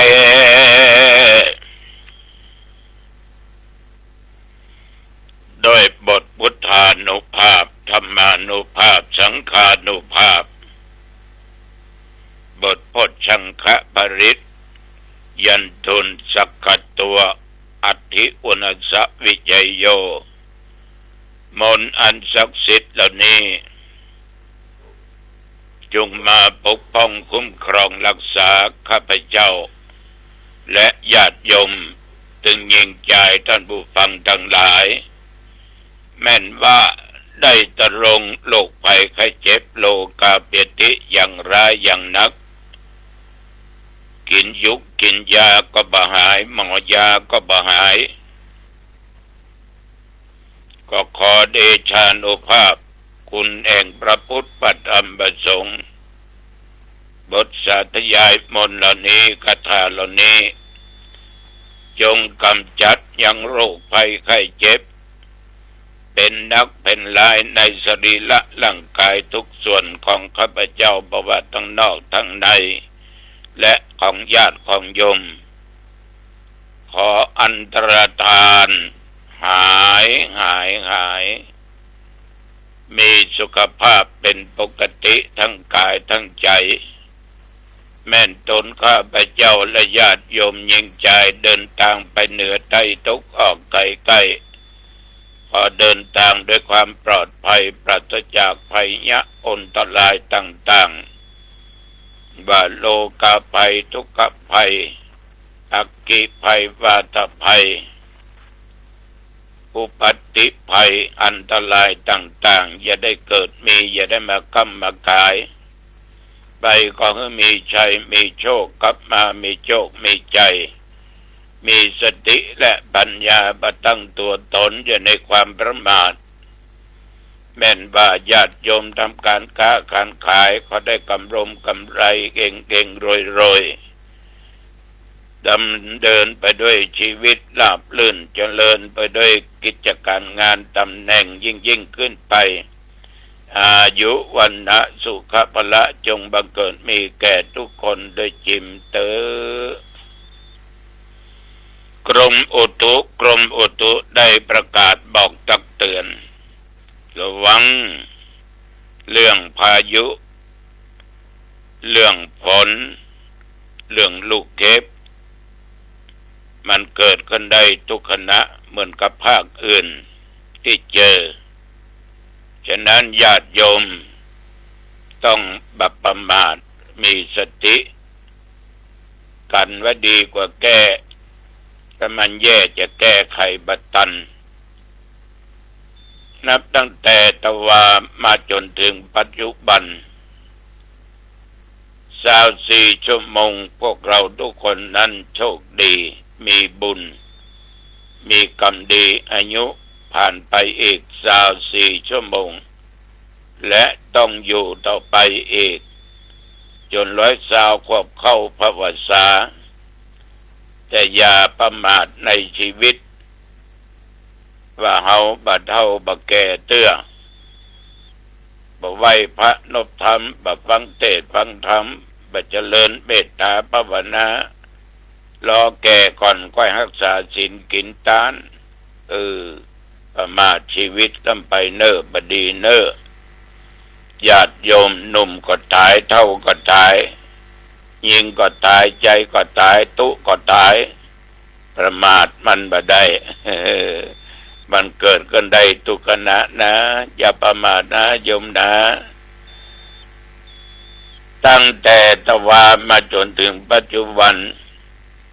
ตะวานี้เวลา9 โมงครึ่งก็ไปมอบใบประกาศแก่พระเนนที่สอบผ่านป.6 แล้วก็ม.ต้นม.ปลายรวมแล้ว89 ตนที่โรงเรียนห่างดงสังฆราชอุปถัมภ์วัดกำแพงงามมีนักเรียนถึงชั้นประถมมัธยมต้นและปลาย302 รูปปีนี้ก็คงจะนักกว่าเก่าญาติโยมชั้นประถมก็มีม.ต้นก็มีม.ปลายก็มีหมู่จบประถม6เรียนต่อหันม.1 จบม.3 เรียนต่อม.ปลายที่หันจบม.ปลายไปเรียนดี โรงเรียนมหาลัยการอย่างกาจะเป็นของตุเจ้าพระเนนหรือว่าจะลาสิกขาไปเรียนต่อยันอุดมศึกษาทางนอกก็มีเยอะแยะแต่ว่าหันพระอันเด่นแล้วจื่นอกจื่นใจดีอกดีใจเน้นบางวัดมีนับบางวัดบ่มีบางวัดเหลือน้อยเมื่ออู้ถึงพระเน้นแล้วปีนี้ทางวัดหนองตองจะบวชพระเน้นวันที่25 เดือนเมษายนพระพุทธศักราช2569แล้วจะอุปสมบทเป็กเน้นเป็นตุเจ้าอีกตนหนึ่งเน้นที่เข้าบวชนั้นเดี๋ยวนี้เกือบ20 คนละอ่อนที่จะบวชเกือบ20 คนละเตรียมไว้30 คนบวชเป็นเน้นบางคนบวชแล้วอยู่หลายตนหลายองค์ที่แจ้งความประสงค์อยู่วัดอยู่ว่าศึกษาพระธรรมวินัยศึกษาบาลีก็มีหลายคนที่มาสมัครตกตนหนึ่งก็ประมาณ 1,500 กล่องบุญ 1,500 กล่องบุญถึง 2,000 กล่องบุญฉะนั้นญาติโยมไปจะสนับสนุนช่วยกันสืบต่อพระพุทธศาสนาหน่อเนื้อบวชเน้นในครั้งนี้เจริญพรแจ้งความประสงค์ได้ที่อาตมภาพหมายเลข0819503471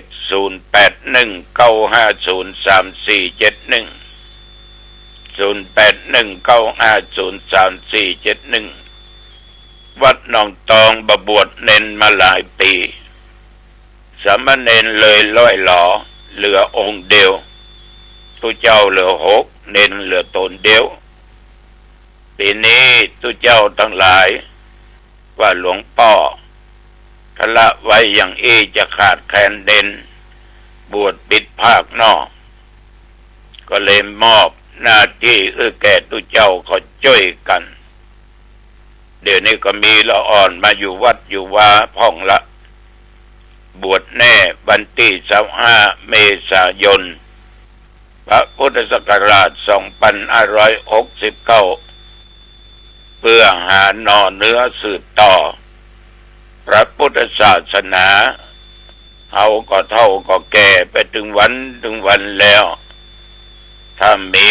ไปอยู่วัดอยู่ว่าไปข้างหน้าวัดมันจะร้างมันจะห่างดีบดีขออภัยเหลือหมากับแมวก็บ่อยู่หมาก็จะหนีเพราะมีตุมีเน้นฉะนั้นมันน่าคิดญาติโยมต้องช่วยกันสนับสนุนแล้วก็กินข้าวตอนแล้วก็ไปไหนพักผ่อนจนตาปัจจุบันนี้วันนี้พบปะญาติโยมญาติเป็นน้องของท่านพระครูวิสิทธิ์วัดขุนเสวัดขุนเสตำบลหนองควายปะกันได้คืนนี้เป็นจะตานไปหาพ่อหาแม่หาบรรพบุรุษนิมนต์ตุลุงเป็นเทศทำเมืองตุลุงก็จะไปเทศวัดผู้ปะกันที่บ้านปัจจี้คนทางเข้าวัดหัวลินอำเภอสันปะตองจังหวัดเชียงใหม่วันพุธแม่กุ้งก็มานิมนต์เอาได้บ่ได้บอกว่านะ ขอบใจยักนักที่ช่วยกันสนับสนุนส่งเสริมอาตมาภาพทำงานเผยแผ่ธรรมะเนี่ยมาได้เป็น60 ปีแต่มาภูมิใจที่บ่ได้จุบ่ได้หลอกบ่ได้ลวงไผนอกจากญาติโยมมีน้ำจิตน้ำใจเพิ่นได้มากินมาทานที่วัดอนุโมทนาสาธุอย่างคุณภูนสุขอัมพาคุณพัตรินธัญญา วงศ์คุณจิดาภาแสงทักษิณทวีสินและคุณวรพจน์แสงทวีสินนี่วันนี้ก็มาจากอำเภอเมืองจังหวัดเชียงใหม่นอกนั้นก็มีคุณแม่สุวัฒนาคำพาเอวลิดนะอันนี้ก็มาปูชาพระธรรม3 ปันกล่องบุญแล้วก็ยังมีคุณโยมอันนี้ชื่อว่าแม่ครูมะลิวันคำพาคุณสรัตน์พีมวัชรีโตกะหุดอันนี้ก็ปูชากันเทศปูชากันธรรมก็มีแม่ขจรสุทธิพงษ์การไปหาพ่อข่าวแม่วรรณาคุณกำพูวังบุญและคุณลุงการวังบุญนางสาวสิริรัตน์วังงิ้วอันนี้ก็มาช่วยวัดช่วยวาขออนุโมทนาเป็นอย่างมากในน้ำจิตน้ำใจของญาติของโยมก็ออกไม่ออกญาติโยมท่านผู้ฟังทั้งหลายการอยู่เป็นคนนี่อยู่ยากเพราะว่าเอาอยู่ด้วยบุญด้วยกุศลดังที่เป็นได้เจริญได้สวดในธรรมะสังคีนีทำทั้งหลายที่เป็นกุศลก็เงือผลเป็นความสุขทำทั้งหลายที่เป็นอกุศลก็เงือผลเป็นความทุกข์ทำทั้งหลายที่บัจจัยกุศลบัจจัยอกุศลมันก็มีอยู่อภยากตาธรรมาทำทั้งหลายที่เป็นกุศลนั่นก็คือกามวจระหรือว่าการเกิดขึ้นของจิตอันเป็นกุศลเมื่ออดีตชาติได้สร้างบุญสร้างกุศลนักจิตจึงเป็นกุศลแล้วก็จิตเนี่ยมันท่องเที่ยวเกิดอยู่ในกามภูมิต่างๆได้ฉะนั้นญาติโยมท่านสาธุชนจงสร้างกุศลละเว้นอกุศลกุศลคือบุญอกุศลนั่นคือบาปถ้าเราเกิด